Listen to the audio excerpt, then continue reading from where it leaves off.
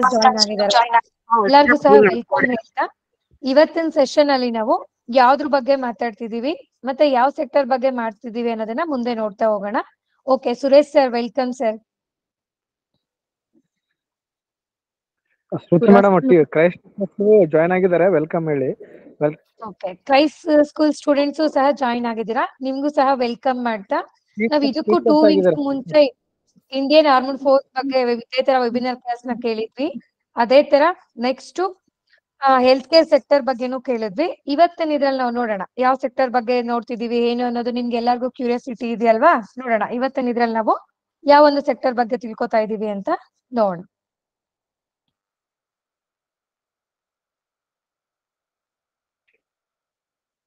ನಿಮ್ attendance form ನ ಎಲ್ಲಾರು ಫಿಲ್ ಮಾಡಿದ್ರಪ್ಪ?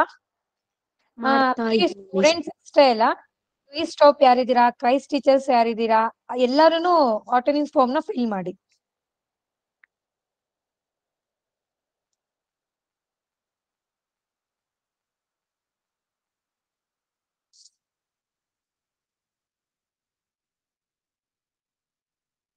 ನಿಮ್ಗೆ ಗೊತ್ತಾಗಿಲ್ಲ ಅಂದ್ರೆ ನೋಡಿ, ಇಲ್ಲಿದೆ ಸರ್, ಸ್ಕ್ರೀನ್ ಶೇರ್ ಮಾಡಿದ್ದಾರೆ. ಮಕ್ಳ ನೋಡ್ಕೊಳ್ಳಿ, ನಿಮ್ಗೆ ಯಾರು ಮಾಡಕ್ ಗೊತ್ತಾಗಿಲ್ಲ ಮ್ಯಾಮ್ ನಾವ್ ಮಾಡಿಲ್ಲ ಅನ್ನೋರು ನೋಡ್ಕೊಳ್ಳಿ ಯಾವ ತರ ಮಾಡ್ಬೇಕು ಅಂತ. ಯಾವ ಸ್ಕೂಲು ಅಂತ ಮೆನ್ಷನ್ ಮಾಡ್ತೀರಾ. ಇನ್ ಕೇಸ್ ನಿಮ್ ಸ್ಕೂಲ್ ನೇಮ್ ಇಲ್ಲ ಅಲ್ಲಿ ಇಲ್ಲ ಅಂತ ಹೇಳಿದ್ರೆ ನಿಮ್ಗೆ ಯಾವ ಸ್ಕೂಲ್ ಅದನ್ನ ನೀವು ಮೆನ್ಷನ್ ಮಾಡ್ಬೋದು. ನೆಕ್ಸ್ಟ್ ನಿಮ್ ನೇಮ್ ನ ಮೆನ್ಷನ್ ಮಾಡ್ತೀರಾ, ಮತ್ತೆ ನಿಮ್ ವಾಟ್ಸ್ಆಪ್ ನಂಬರ್. ಅದ್ರಲ್ಲಿ ನೀವು ಸ್ಟೂಡೆಂಟ್ ಆಗಿದ್ರೆ ಸ್ಟೂಡೆಂಟು, ಇಲ್ಲ ಪೇರೆಂಟ್ಸ್ ಆಗಿದ್ರೆ ಪೇರೆಂಟ್ಸು, ಮತ್ತೆ ನಿಮ್ದು ಯಾವ ಕ್ಲಾಸು ಯಾವ ಸೆಕ್ಷನ್ ಅನ್ನೋದನ್ನ ಮೆನ್ಷನ್ ಮಾಡ್ಬೇಕಾಗತ್ತೆ.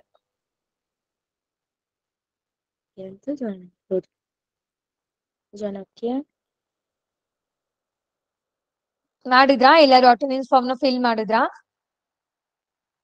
ಜಸ್ಟ್ ನೀವು ಒಂದು ಟೆಕ್ಸ್ಟ್ ಮೆಸೇಜ್ ಅಲ್ಲಿ ಹಾಕಿದ್ರೆ ಆಯ್ತು.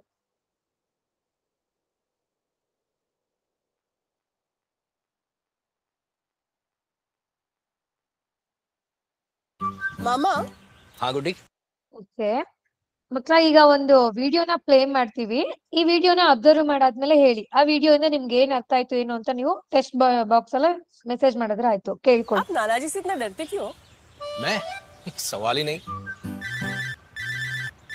पापा जी पापा, 10,000 रुपए अभी बैंक जाकर भेज देता हूँ। डर गए ना? इस डर को और बढ़ाते मतलब आज तो संडे है, रिलैक्स।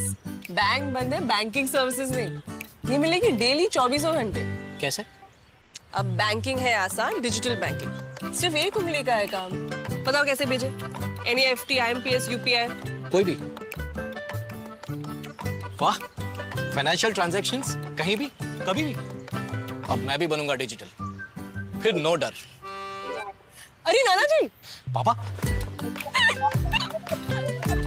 RBI कहता है डिजिटल चुनो सुरक्षा के साथ। ಓಕೆ ಮಕ್ಳ, ವಿಡಿಯೋನ ಅಬ್ಸರ್ವ್ ಮಾಡಿದ್ರಾ?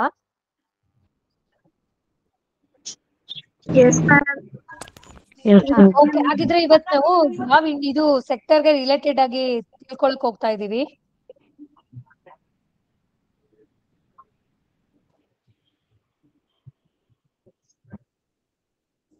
ಹಲೋ, ಇವತ್ ನಾವು ಯಾವ ಸೆಕ್ಟರ್ ಬಗ್ಗೆ ತಿಳ್ಕೊಳಕ್ ಹೊರಟಿದೀವಪ್ಪ? BFSI. BFSI. Okay, BFSI full form ಹೇಳ್ತೀರಾ ಯಾರಾದ್ರೂ ಒಬ್ರು? BFSI ಅಂದ್ರೆ ಏನು ಅಂತ? Banking finance. Banking finance.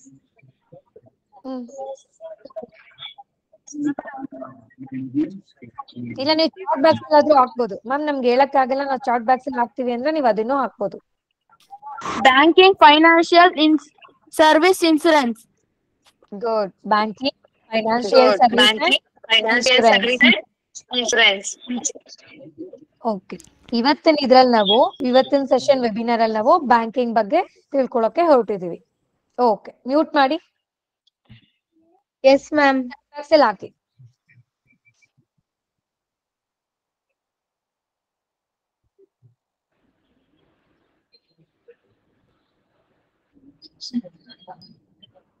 Okay ಮಕ್ಕಳ ನಿಮ್ಗೆ ಎಲ್ಲಾರ್ಗು ಒಂದು ಕ್ಯೂರಿಯಾಸಿಟಿ ಇತ್ತಲ್ವಾ? ಇವತ್ ನಾವು ಬ್ಯಾಂಕಿಂಗ್ ಸೆಕ್ಟರ್ ಬಗ್ಗೆ ತಿಳ್ಕೊತಿದೀವಿ. ಯಾರ್ ಬರ್ತಾರೆ, ಏನ್ ಹೇಳ್ತಾರೆ ನಮ್ ಬ್ಯಾಂಕಿಂಗ್ ಸೆಕ್ಟರ್ ಬಗ್ಗೆ ಅಂತ. ಅವರು ನಮ್ ಗೆಸ್ಟ್ ಬಂದಿರೋಂತವ್ರೆ. ಆ ಒಂದು ಯಾರು ನಮ್ಗೆ ಹೇಳಕ್ ಬಂದಿದಾರೆ, ನೀವೆಲ್ಲ ಯಾರು ಕ್ಯೂರಿಯಾಸಿಟಿಯಿಂದ ಕಾಯ್ತಿದ್ರಿ, ಇವತ್ ಕ್ಲಾಸ್ ಅಲ್ಲೂ ಕೇಳ್ತಿದ್ರಿ ಮ್ಯಾಮ್ ಬ್ಯಾಂಕಿಂಗ್ ಬಗ್ಗೆ ಏನ್ ಹೇಳ್ತಾರೆ, ನಮ್ಗೆ ಯಾರು ಹೇಳ್ತಾರೆ ಅನ್ನೋದ್ರ ಬಗ್ಗೆ ಅವರು ನಿಮ್ಗೆ ಇಂಟ್ರೊಡ್ಯೂಸ್ ಮಾಡಕ್ಕೆ ಬಂದಿದ್ದಾರೆ. ಯಾರು ಅಂದ್ರೆ ಸುರೇಶ್ ಸರ್ ಅಂತ ಹೇಳ್ತೀವಿ, ಮಿಸ್ಟರ್ ಸುರೇಶ್ ಸರ್ ಅಂತ. ಆ ಸರ್ ಬಗ್ಗೆ ಹೇಳೋದು ಅಂತ ಹೇಳೋದಾದ್ರೆ ಸಣ್ಣದೊಂದು ಚಿಕ್ಕದಾದ ಒಂದು ಪರಿಚಯನ ಮಾಡ್ಕೊಡ್ತೀನಿ ನೋಡಿ. ಸರು ಸಹ ನಿಮ್ ತರಾನೇ ಬ್ಯಾಂಕಿಂಗ್ ಸೆಕ್ಟರ್ ನ ಚೂಸ್ ಮಾಡ್ಕೊಂಡು ಇವತ್ತು ಬ್ಯಾಂಕಿಂಗ್ ಇದರಲ್ಲಿ ರಿಟೈರ್ ಆಗಿರುವಂತ ಒಂದು ಸರ್ ಅಂತಾನೆ ಹೇಳ್ಬೋದು. ಇವರು ಅಕಾಡೆಮಿಕ್ ಇಯರ್ ಅಂತ ನೋಡೋದಾದ್ರೆ ಬಿಕಾಮ್ ನ ಮಾಡ್ಕೊಂಡು ನೆಕ್ಸ್ಟ್ ಅವರು ಪ್ರೊಫೆಷನಲ್ ಆಗಿ CA ಅಂತ ಹೇಳ್ಬೋದು, ಅದನ್ನ ಮಾಡ್ಕೊಂಡು ಈಗ ಅವರು ಪ್ರೆಸೆಂಟ್ ಎಲ್ಲಿ ವರ್ಕ್ ಮಾಡ್ತಿದ್ರು, ನೆಕ್ಸ್ಟ್ ಅವರು ಎಲ್ಲೆಲ್ಲಿ ವರ್ಕ್ ಮಾಡಿ ಈಗ ಪ್ರೆಸೆಂಟ್ ಏನ್ ಮಾಡ್ತಿದಾರೆ ಅಂತ ಹೇಳೋದಾದ್ರೆ ಫಸ್ಟ್ ಸರ್ದು ಕೆಲವೊಂದ್ರಲ್ಲಿ ಇತ್ತು. ಯಾವ ತರ ಅಂತ ಹೇಳಿದ್ರೆ ಅವರು ತುಂಬಾ ನ್ಯೂಸ್ ಪೇಪರ್ ನ ಓದೋದ್ರಲ್ಲಿ ಇಷ್ಟ ಪಡ್ತಿದ್ರು, ಮತ್ತೆ ಸುಡುಕು ಗೇಮ್ಸ್ ಗಳನ್ನ ಆಡ್ತಿದ್ರು. ನೆಕ್ಸ್ಟ್ ಅವ್ರೀಗ ಸ್ಟಾರ್ಟಿಂಗ್ ಅವರು ಕೆರಿಯರ್ ನ ಎಲ್ಲಿ ಚೂಸ್ ಮಾಡಿದ್ರು ಬಿಕಾಮ್ ಆದ್ಮೇಲೆ ಅಂತ ಹೇಳೋದಾದ್ರೆ ಇವ್ರು ಫಸ್ಟ್ 1981ರಲ್ಲಿ ಬೀದರಲ್ಲಿ ಕರ್ನಾಟಕ ಬ್ಯಾಂಕ್ ಅಲ್ಲಿ ಜಾಯಿನ್ ಆಗ್ತಾರೆ. ಅಂದ್ರೆ ಬಿಕಾಮ್ ಮಾಡ್ಕೊಂಡ್ ಆದ್ಮೇಲೆ ನೆಕ್ಸ್ಟ್ ಅವ್ರ ಬ್ಯಾಂಕಿಂಗ್ ಸೆಕ್ಟರ್ ಅಂತ ಚೂಸ್ ಮಾಡೋದ್ರಿಂದ ಆ ಒಂದು ಬ್ಯಾಂಕಿಂಗ್ ಅಲ್ಲಿ ಹೋಗಿ ಚೂಸ್ ಮಾಡ್ಕೋತಾರೆ. ನೆಕ್ಸ್ಟ್ ಅವರು 1994ಅಲ್ಲಿ ಆ ಒಂದು ಅಧಿಕಾರವನ್ನ ವರ್ಗಾವಣೆ ಬಡ್ತಿಯನ್ನ ಇದನ್ನ ಪಡ್ಕೊಂಡಾದ್ಮೇಲೆ ಅವರು ಈಗ ಪ್ರೆಸೆಂಟ್ ಮಂಗಳೂರಿನಲ್ಲಿ ಒಬ್ಬ ಸರ್ಕಲ್ ಆಫೀಸರ್ ಆಗಿ ಸಹ ಜಾಯಿನ್ ಆಗ್ತಾರೆ. ನೆಕ್ಸ್ಟ್ ಇದೇ ತರ ಅವ್ರ ಕೆರಿಯರ್ ನ ಒಂದ್ ಬ್ಯಾಂಕ್ ಆದ್ಮೇಲೆ ನೆಕ್ಸ್ಟ್ ಬ್ಯಾಂಕ್ ಅಂತ ಚೂಸ್ ಮಾಡ್ಕೊಂಡು ಹೋಗ್ತಾ ಅವರು ನೆಕ್ಸ್ಟ್ ಅವ್ರೀಗ ಪ್ರೆಸೆಂಟ್ ಈಗ ರಿಟೈರ್ಮೆಂಟ್ ಅನ್ನ ಪಡ್ಕೋತಾರೆ. 2020 ಡಿಸೆಂಬರ್ ಅಲ್ಲಿ ಅವ್ರು ರಿಟೈರ್ಮೆಂಟ್ ಅನ್ನ ಸಹ ಪಡ್ಕೋತಾರೆ. ಓಕೆ, ನೆಕ್ಸ್ಟ್ ನಾವು ನೋಡೋದಾದ್ರೆ ಸರ್ ಯಾವ್ಯಾವ ಕ್ಷೇತ್ರಗಳಲ್ಲಿ ಕೆಲಸ ಮಾಡಿದ್ದಾರೆ ಏನು ಅವರೊಂದು ಸಣ್ಣ ಕಿರು ಪರಿಚಯನ ನೀವು ಮಾಡ್ಕೊಂಡಿದ್ದೀರಾ. ನೆಕ್ಸ್ಟ್ ಬ್ಯಾಂಕಿಂಗ್ ಬಗ್ಗೆ ಸರ್ ಬಗ್ಗೆ ಒಂದು ಇಂಟರ್ವ್ಯೂ ಅನ್ನ ಮಾಡಿ.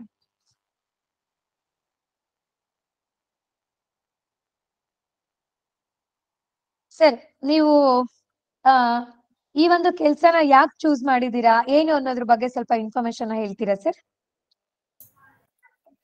ಮೇಡಮ್, ನಾನು ತುಂಬಾ ಕಡುವು ಬಡವ ಫ್ಯಾಮಿಲಿಯಿಂದ ಬಂದಿದ್ದೆ. ನನಗೆ ಅವಾಗ ಯಾವ್ದಾದ್ರು ಒಂದು ಕೆಲಸ ಬೇಕೇ ಆಗಿತ್ತು. ಆದ್ರೆ ನನಗೆ PUC ಓದ್ತಾ ಇರ್ಬೇಕಾದ್ರೆ 2ನೇ PUC ಎಕ್ಸಾಮ್ ಬರ್ದಾದ್ಮೇಲೆ ಒಂದು ಅರ್ನ್ ವೈಲ್ ಯು ಲರ್ನ್ ಅಂತ ಹೇಳಿ ಒಂದು ಕೆನರಾ ಬ್ಯಾಂಕಿನ ಸ್ಕೀಮ್ ಇತ್ತು. ಸಮ್ಮರ್ ವೆಕೇಶನ್ಸ್ ಅಲ್ಲಿ ಮಾತ್ರ 2 ಮಂತ್ಸಿಗೆ ಅವರು ನಮ್ಗೆ ಸ್ಟೈಪಂಡ್ ಕೊಟ್ಟು ಬ್ಯಾಂಕ್ ಅಲ್ಲಿ ಕೆಲಸ ಮಾಡಿಸ್ಕೊಳ್ತಾ ಇದ್ರು. ಸೊ ಅಲ್ಲಿ ನಾನು ನನ್ನ ಲೆಕ್ಚರರ್ಗಳ ಸಹಾಯದಿಂದ ನಂಗೆ ಅಲ್ಲಿಗೆ ಸೆಲೆಕ್ಷನ್ ಆಯ್ತು. ಸೆಲೆಕ್ಷನ್ ಆಗಿ ನಾನು ಆ ಕೆಲ್ಸಕ್ಕೆ ಹೋದೆ. 2 ತಿಂಗಳು ಅಲ್ಲಿ ವರ್ಕ್ ಮಾಡಿದೆ. ವರ್ಕ್ ಮಾಡಿದಾಗ ನಂಗೆ ಅಲ್ಲಿಯ ವಾತಾವರಣ ತುಂಬಾ ಹಿತಕರ ಅನ್ನಿಸ್ತು. ಸೊ ನಾನು ಬ್ಯಾಂಕಿಂಗ್ ಕೆರಿಯರ್ನೇ ಗಟ್ಟಿ ಮಾಡಬೇಕು ಅನ್ನೋ ನಿರ್ಧಾರದಲ್ಲಿ ಬಂದೆ. ಹೊರಗಡೆ ಬಂದು ಅದ್ರ ಬಗ್ಗೆ ಒಂದಿಷ್ಟು ಮಾಹಿತಿಗಳನ್ನ ಕಲೆ ಹಾಕಿದಾಗ ಅನ್ನಿಸ್ತು ಬ್ಯಾಂಕಿಂಗ್ ಎಕ್ಸಾಮು ಬಹಳ ಈಸಿ ಆಗಿದೆ. ಓನ್ಲಿ ಕಾಂಪಿಟೇಟಿವ್ ಎಕ್ಸಾಮ್, ನಾಲೆಡ್ಜ್ಗಿಂತಲೂ ಅಲ್ಲಿ ಜಾಸ್ತಿ ಕಾಂಪಿಟೇಟಿವ್ ಎಕ್ಸಾಮು. ಆದ್ರಿಂದ ನಾನು PUC ಮುಗಿತಾರೆಗೆ 18 ವರ್ಷ ತುಂಬಾ ತನಕ ವೆಯ್ಟ್ ಮಾಡಿದೆ. ಕೂಡ್ಲೇನೆ ನಾನು ಪ್ರಯತ್ನ ಮಾಡಿದೆ.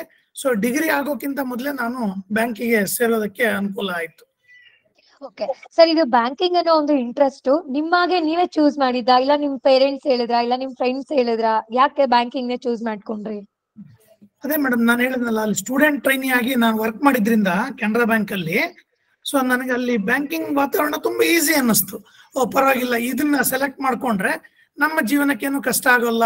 ಯಾಕಂದ್ರೆ ನನ್ಗೆ ಸೈನ್ಸ್ ಬಗ್ಗೆ ಆಗ್ಲಿ ಸೋಷಿಯಲ್ ಸ್ಟಡೀಸ್ ಬಗ್ಗೆ ಆಗ್ಲಿ ಅಷ್ಟು ಒಲವಿರ್ಲಿಲ್ಲ. ಗೊತ್ತಿದ್ರು ಕೂಡ ಅದರಲ್ಲಿ ಸ್ವಲ್ಪ ಇಂಟ್ರೆಸ್ಟ್ ಕಮ್ಮಿ ಇತ್ತು. ಸೊ ನಾನು ಬಹಳ ಯೋಚನೆ ಮಾಡ್ತಾ ಇದ್ದೆ, ಏನ್ ಮಾಡೋದು, ನಾನು ವೀಕ್ ಇದ್ದೀನಿ ಈ 2 ಸಬ್ಜೆಕ್ಟ್ಗಳಲ್ಲಿ ಅಂದಾಗ ನನಗೆ ಬ್ಯಾಂಕಿಂಗ್ ಅಲ್ಲಿ ಸ್ಟೂಡೆಂಟ್ ಟ್ರೈನಿ ಆಗಿದ್ರಿಂದ ಅದು ಹೆಲ್ಪ್ ಆಯ್ತು. ಪ್ಲಸ್ ಜೊತೆಗೆ ತುಂಬಾ ನನ್ನ ಫ್ರೆಂಡ್ಸು ರಿಲೇಟಿವ್ಸು ಅವರೆಲ್ಲ ಬ್ಯಾಂಕಲ್ಲಿ ಇದ್ರು ಕೂಡ, ಸೊ ಅವ್ರದ್ದೆಲ್ಲ ಪರಿಚಯ ನನಗಿತ್ತು. ಹಂಗಾಗಿ ಅವರೆಲ್ಲ ಧೈರ್ಯ ತಗೊಂಡು ನಾನು ಬ್ಯಾಂಕಿಂಗ್ ಅನ್ನೇ ಚೂಸ್ ಮಾಡ್ಕೊಂಡೆ. ಓಕೆ ಸರ್, ನಿಮ್ಮ ಈಗ ಆಫ್ಟರ್ SLC ಕಾಲೇಜ್ ಇದನ್ನೆಲ್ಲ ಎಲ್ಲಿ ಓದಿದ್ರಿ ಏನು ಅಂತ ಹೇಳ್ಬೋದಾ ಸರ್? ನಾನು ಆಕ್ಚುಲಿ ಪ್ರೈಮರಿ ಸ್ಕೂಲನ್ನು ಆಗುಂಬೆ ಅಂತ ನೀವೆಲ್ಲ ಕೇಳಿರ್ಬಹುದು. ಆಗುಂಬೆನಲ್ಲಿ 2 ವರ್ಷ ಓದಿದೆ. ಆಮೇಲೆ ಶಿವಮೊಗ್ಗಕ್ಕೆ ಬಂದೆ.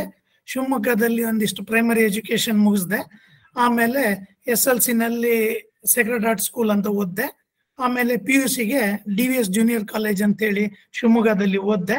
ಆಮೇಲೆ ನನ್ನ ಮನೆಯ ತೊಂದರೆಗಳಿಂದ ತಾಪತ್ರಯಗಳಿದ್ದಿದ್ರಿಂದ ನಾನು ಬೆಳಗಿನ ಹೊತ್ತು ಕೆಲಸ ಮಾಡಿಕೊಂಡು ರಾತ್ರಿ ಹೊತ್ತು ಬ್ಯಾಂಕಿಂಗ್ ಅನ್ನು ಆರಿಸ್ಕೋಬೇಕಾಗಿ ಬಂತು. ಹಾಗಾಗಿ ನಾನು ಬೆಳಗಿನ ಹೊತ್ತು ಕೆಲಸ ಮಾಡಿಬಿಟ್ಟು ಸಾಯಂಕಾಲದ ಮೇಲೆ ಈವ್ನಿಂಗ್ ಕಾಲೇಜಲ್ಲಿ BCom ಅನ್ನ ಮಾಡಿದೆ. ನ್ಯಾಷನಲ್ ಈವ್ನಿಂಗ್ ಕಾಲೇಜ್ ಶಿವಮೊಗ್ಗದಲ್ಲಿ BCom ಮಾಡಿದೆ. ಓಕೆ ಸರ್, ನಿಮ್ದು ಏರಿಯಾ ಆಫ್ ವರ್ಕ್ ಯಾವ ತರ ಇತ್ತು, ನೆಕ್ಸ್ಟ್ ನಿಮ್ ಜರ್ನಿ ಯಾವ ತರ ಇತ್ತು, ಅದನ್ನ ಸ್ವಲ್ಪ ಹೇಳಕ್ಕಾಗತ್ತಾ ಸರ್? ಮೇಡಮ್, ನಾನು BCom ಓದ್ತಾ ಇರ್ಬೇಕಾದ್ರೇನೆ ನಾನು ಹೇಳಿದ್ನಲ್ಲ, ನಮ್ಮ ಫೈನಾನ್ಷಿಯಲ್ ಪ್ರಾಬ್ಲಮ್ಸ್ ಎಲ್ಲ ತುಂಬಾ ಜಾಸ್ತಿ ಇದ್ದಿದ್ರಿಂದ ನಮ್ಮ ತಂದೆಗೂ ಏನು ಕೆಲಸ ಡಿಸ್ಟರ್ಬ್ ಆಗ್ತಾ ಇದೆ. ಯಾರು ಸ್ವಲ್ಪ ಅಪ್ಪ ಸಲ್ಮಾ ಬಾನು ಮ್ಯೂಟ್ ಮಾಡ್ಕೊಳ್ಳಿ. ನಾನು ಪೂಜಿತಾ ಮ್ಯೂಟ್ ಮಾಡ್ಕೊಳಮ್ಮ. ನಾನು BCom ಓದ್ತಾ ಇರ್ಬೇಕಾದ್ರೇನೆ ಹೇಳಿದ್ನಲ್ಲ, ಬೆಳಿಗ್ಗೆ ಕೆಲ್ಸಕ್ಕೆ ಹೋಗ್ತಾ ಇದ್ದೆ, ಸಾಯಂಕಾಲ ಮೇಲೆ ಕಾಲೇಜಿಗೆ ಹೋಗ್ತಾ ಇದ್ದೆ. ಸೊ ಅವಾಗ ನಾನು ಒಂದೇ ಕೆಲಸ ಅಲ್ಲ, ಇನ್ನು 2-3 ಕೆಲಸ ಮಾಡಿಕೊಂಡು ರಾತ್ರಿ ಸುಮಾರು ನೈಟ್ ನನ್ನ ಸ್ಟಡಿ ಟೈಮ್ ಬಹಳ ವಿಚಿತ್ರವಾಗಿತ್ತು. ರಾತ್ರಿ 12 ಗಂಟೆಯಿಂದ 2 ಗಂಟೆ ತನಕ. ಆಮೇಲೆ 2 ಗಂಟೆ ನಂತರ ನನ್ನ ಸಹಪಾಠಿಗಳಿಗೆ ಕೆಲವರೆಲ್ಲ ಅದೇ ತರ ನನ್ನ ಹಾಗೆ ಪಾಪ ಕಷ್ಟ ಬಿದ್ದು ಅವರು ಬೆಳಗಿನ ಹೊತ್ತೆಲ್ಲ ಅಂಗಡಿಗಳಲ್ಲಿ ಲೆಕ್ಕ ಬರೆದು ಇನ್ನೊಂದು ಮಾಡಿ ಮತ್ತೊಂದು ಮಾಡಿ ಬರ್ತಾ ಇದ್ರು ಕಾಲೇಜಿಗೆ. ಹಾಗಾಗಿ ಅವ್ರಿಗೆಲ್ಲ ಸ್ವಲ್ಪ ಅಕೌಂಟ್ಸ್ ಬಗ್ಗೆ, ಸ್ವಲ್ಪ ನಮ್ಮ ಅಕೌಂಟೆನ್ಸಿ ಒಂದು ಲೆಕ್ಕಶಾಸ್ತ್ರ ಅಂತ ಒಂದು ಸಬ್ಜೆಕ್ಟ್ ಇದೆ, ಅದರಲ್ಲಿ ಅವ್ರಿಗೆಲ್ಲ ತುಂಬಾ ಹೆದರಿಕೆ ಆಗ್ತಾ ಇತ್ತು. ನಾನು ಅದ್ರಲ್ಲಿ ಒಂದು ಸ್ವಲ್ಪ ಪರಿಣಿತಿ ಹೊಂದಿದ್ದೆ. ಹಾಗಾಗಿ ಅವ್ರಿಗೆಲ್ಲ ಅದ್ರದ್ದು ರಾತ್ರಿ 2 ಗಂಟೆಯಿಂದ ಬೆಳಿಗ್ಗೆ 4 ಗಂಟೆ ತನಕ ಟ್ಯೂಷನ್ ಮಾಡ್ತಾ ಇದ್ದೆ. ಟ್ಯೂಷನ್ ಅಂದ್ರೆ ಅದಕ್ಕೇನು ದುಡ್ಡಿಂದಲ್ಲ, ನಾನು ಅವ್ರಿಗೆ ಹೇಳ್ಕೊಟ್ಟೋದ್ರಿಂದ ನಾನು ಇಂಪ್ರೂವ್ ಆಗ್ತಾ ಇದ್ದೆ, ಅವರು ಇಂಪ್ರೂವ್ ಆಗ್ತಾ ಇದ್ರು. ಈ ತರ ಮಾಡಿದ್ರಿಂದ ನನಗೆ ಕಾಂಪಿಟೇಟಿವ್ ಎಕ್ಸಾಮ್ ಅಲ್ಲಿ ತುಂಬಾ ಹೆಲ್ಪ್ ಆಯ್ತು. ಕಾಂಪಿಟೇಟಿವ್ ಎಕ್ಸಾಮ್ ಪಾಸ್ ಮಾಡ್ಕೊಂಡು ನಾನು 81 ಕ್ಲರ್ಕ್ ಆಗಿ ಜಾಯ್ನ್ ಆದೆ. ಆಮೇಲೆ ಸ್ವಲ್ಪ ಕರಿಯರ್ ಅಲ್ಲಿ ಅಷ್ಟೇನು ಮುಂದುವರಿಬೇಕು ಅಂತ ಯಾಕೋ ಅನ್ನಿಸ್ತಾ ಇರ್ಲಿಲ್ಲ ಅವಾಗ, ಹಾಗಾಗಿ ಮುಂದುವರಿಲಿಲ್ಲ. ಆಮೇಲೆ ಒಂದು 13 ವರ್ಷ ಸರ್ವಿಸ್ ಮಾಡಿದ್ಮೇಲೆ ಕ್ಲರಿಕಲ್ಲು ನಾನು ಆಫೀಸರ್ ಆದೆ. ಆಫೀಸರ್ ಆದಮೇಲೆ ನನ್ನ ಸ್ನೇಹಿತರೊಬ್ರು ಇದ್ದಾರೆ, ಅನಂತ ಆಚಾರ್ ಅಂತ ಹೇಳಿ, ಅವರ ಮೂಲಕ ನನಗೆ ಅವರ ಮಾರ್ಗದರ್ಶನದಲ್ಲಿ ಉತ್ತಮ ಅಂಕಗಳನ್ನು ಗಳಿಸಕ್ಕೆ ಸಾಧ್ಯ ಆಯ್ತು. ಅದರಿಂದ ನನಗೆ ಮಂಗಳೂರು ವೃತ್ತ ಕಚೇರಿಗೆ ನನ್ನನ್ನು ಸೆಲೆಕ್ಟ್ ಮಾಡಿದ್ರು. ಅಲ್ಲಿ ನಾನು ಮಾನವ ಸಂಪನ್ಮೂಲ ಅಭಿವೃದ್ಧಿ ಈ ಒಂದು ವಿಭಾಗಕ್ಕೆ ಜಾಯ್ನ್ ಆದೆ. ಸೊ ಅದು ನನ್ನ ಕರಿಯರಲ್ಲೂ ಕೂಡ ಟರ್ನಿಂಗ್ ಪಾಯಿಂಟ್ ಆಯ್ತು. ಸೊ ಅವರ ಅಭಿವೃದ್ಧಿಯ ಜೊತೆಗೆ ನಾವು ಕೂಡ ಹೇಗಿರ್ಬೇಕು, ಏನ್ ಮಾಡಬೇಕು, ಹೇಗೆ ನಮ್ಮ ವ್ಯಕ್ತಿತ್ವವನ್ನ ಇಂಪ್ರೂವ್ ಮಾಡ್ಕೋಬೇಕು ಅಂತ. ಆಮೇಲೆ ಅಲ್ಲೂ ಒಂದು 10 ವರ್ಷ ನಾನು ಸರ್ವಿಸ್ ಆದ್ಮೇಲೆ ಮ್ಯಾನೇಜರ್ ಪೋಸ್ಟಿಗೆ ಸೆಲೆಕ್ಟ್ ಆದೆ. ಮ್ಯಾನೇಜರ್ ಪೋಸ್ಟ್ ಎಲ್ಲ ಆದ್ಮೇಲೆ ಅಲ್ಲಿ ಚಂದ್ರಗುತ್ತಿ ಮತ್ತು NR ಪುರ ಅಂತೇಳಿ 2 ಶಾಖೆಗಳಲ್ಲಿ ನಾನು ಮ್ಯಾನೇಜರ್ ಆಗಿ ಕೆಲಸ ಮಾಡಿದೆ. ಆಮೇಲೆ ಸೀನಿಯರ್ ಮ್ಯಾನೇಜರ್ ಆಗಿ ನನಗೆ ಮಾನವ ಸಂಪನ್ಮೂಲ ಅಭಿವೃದ್ಧಿ ಸೆಕ್ಷನ್ಗೆ ತಗೊಂಡ್ರು. ಶಿವಮೊಗ್ಗದಲ್ಲಿ ಒಂದು ವೃತ್ತ ಕಚೇರಿ ಅಂತ ಆಯ್ತು. ಆವಾಗ ನನ್ನನ್ನು ಅಲ್ಲಿಗೆ ತಗೊಂಡ್ರು. ಅಲ್ಲಿ ನಾನು ಈ ರಿಕ್ರೂಟ್ಮೆಂಟು, ಕೆಲ್ಸಕ್ಕೆ ಸೇರಿಸ್ಕೊಳ್ಳೋದು, ಅವ್ರನ್ನೆಲ್ಲ ಪೋಸ್ಟಿಂಗ್ ಮಾಡೋದು, ಟ್ರಾನ್ಸ್ಫರ್ಸು, ಅದೆಲ್ಲವನ್ನ ನನ್ನ ಹಿರಿಯ ವ್ಯವಸ್ಥಾಪಕರ ಮತ್ತು ನನ್ನ ಹಿರಿಯರ ನಿರ್ದೇಶನದಂತೆ ಅವುಗಳನ್ನೆಲ್ಲ ಮ್ಯಾನೇಜ್ ಮಾಡಿಕೊಂಡು ಆಮೇಲೆ ನಾನು 2016ರಲ್ಲಿ Bengaluru. Sir please unmute sir. Sir please unmute ಮಾಡಿ ಸರ್. ಸಾರಿ, ನಾನು ಅನ್ಮ್ಯೂಟ್ ಆಗಿತ್ತು. ಎಲ್ಲಿಂದ ಅಂತ ತೊಂದರೆ ಇಲ್ವಾ? ಮುಂದುವರಿಸ್ಲಾ? ಓಕೆ ಸರ್, ಪರವಾಗಿಲ್ಲ, ಮುಂದುವರಿಸಿ. ನಾನು 2016ರಲ್ಲಿ ಬೆಂಗಳೂರು ಪ್ರಧಾನ ಕಚೇರಿಗೆ ಬಂದೆ. ಪ್ರಧಾನ ಕಚೇರಿಯಿಂದ 4 ವರ್ಷ ಸರ್ವಿಸ್ ಮಾಡಿ ಆಮೇಲೆ 2020 ಡಿಸೆಂಬರ್ಲಿ ನಿವೃತ್ತಿ ಹೊಂದೆ. ಸರ್, ಓಕೆ, ಬ್ಯಾಂಕಿಂಗ್ ಅಲ್ಲಿ ನಿಮ್ದು ಟೋಟಲ್ ಎಷ್ಟು ವರ್ಷಗಳ ಒಂದು ಎಕ್ಸ್ಪೀರಿಯನ್ಸ್ ಇದೆ ಸರ್ ಬ್ಯಾಂಕಿಂಗ್ ಫೀಲ್ಡ್ ಅಲ್ಲ? ಸರ್ ಅನ್ಮ್ಯೂಟ್ ಆಯ್ತು ಸರ್ ನಿಮ್ದು. ಪ್ರಾಬ್ಲಮ್ ಬರ್ತಾ ಇದೆ. 39 ವರ್ಷಗಳ ಸೇವೆ ನನಗೆ ಲಭ್ಯ ಆಯ್ತು ಮೇಡಮ್. ಸರ್ ಓಕೆ, ನೀವು ಬ್ಯಾಂಕಿಂಗ್ ಸೆಕ್ಟರ್ ಅಲ್ಲೇನೆ 39 ವರ್ಷಗಳ ಕಾಲ ಒಂದು ಎಕ್ಸ್ಪೀರಿಯನ್ಸ್ ನ ಮಾಡ್ಕೊಂಡು ಬಂದಿದ್ದೀರಾ. ಈಗ ನಿವೃತ್ತಿನೂ ಆಗಿದೆ. ನಿಮ್ಗೆ ಅಲ್ಲಿ ತುಂಬಾ ಚಾಲೆಂಜಿಂಗ್ ಅಂತ ಅನ್ಸಿದ್ದು ಏನಾಗಿತ್ತು ಸರ್? ಅಂದ್ರೆ ತುಂಬಾ ಚಾಲೆಂಜ್ ಆಗಿ ಫೇಸ್ ಮಾಡಿರೋಂತ ಒಂದು ಇದು.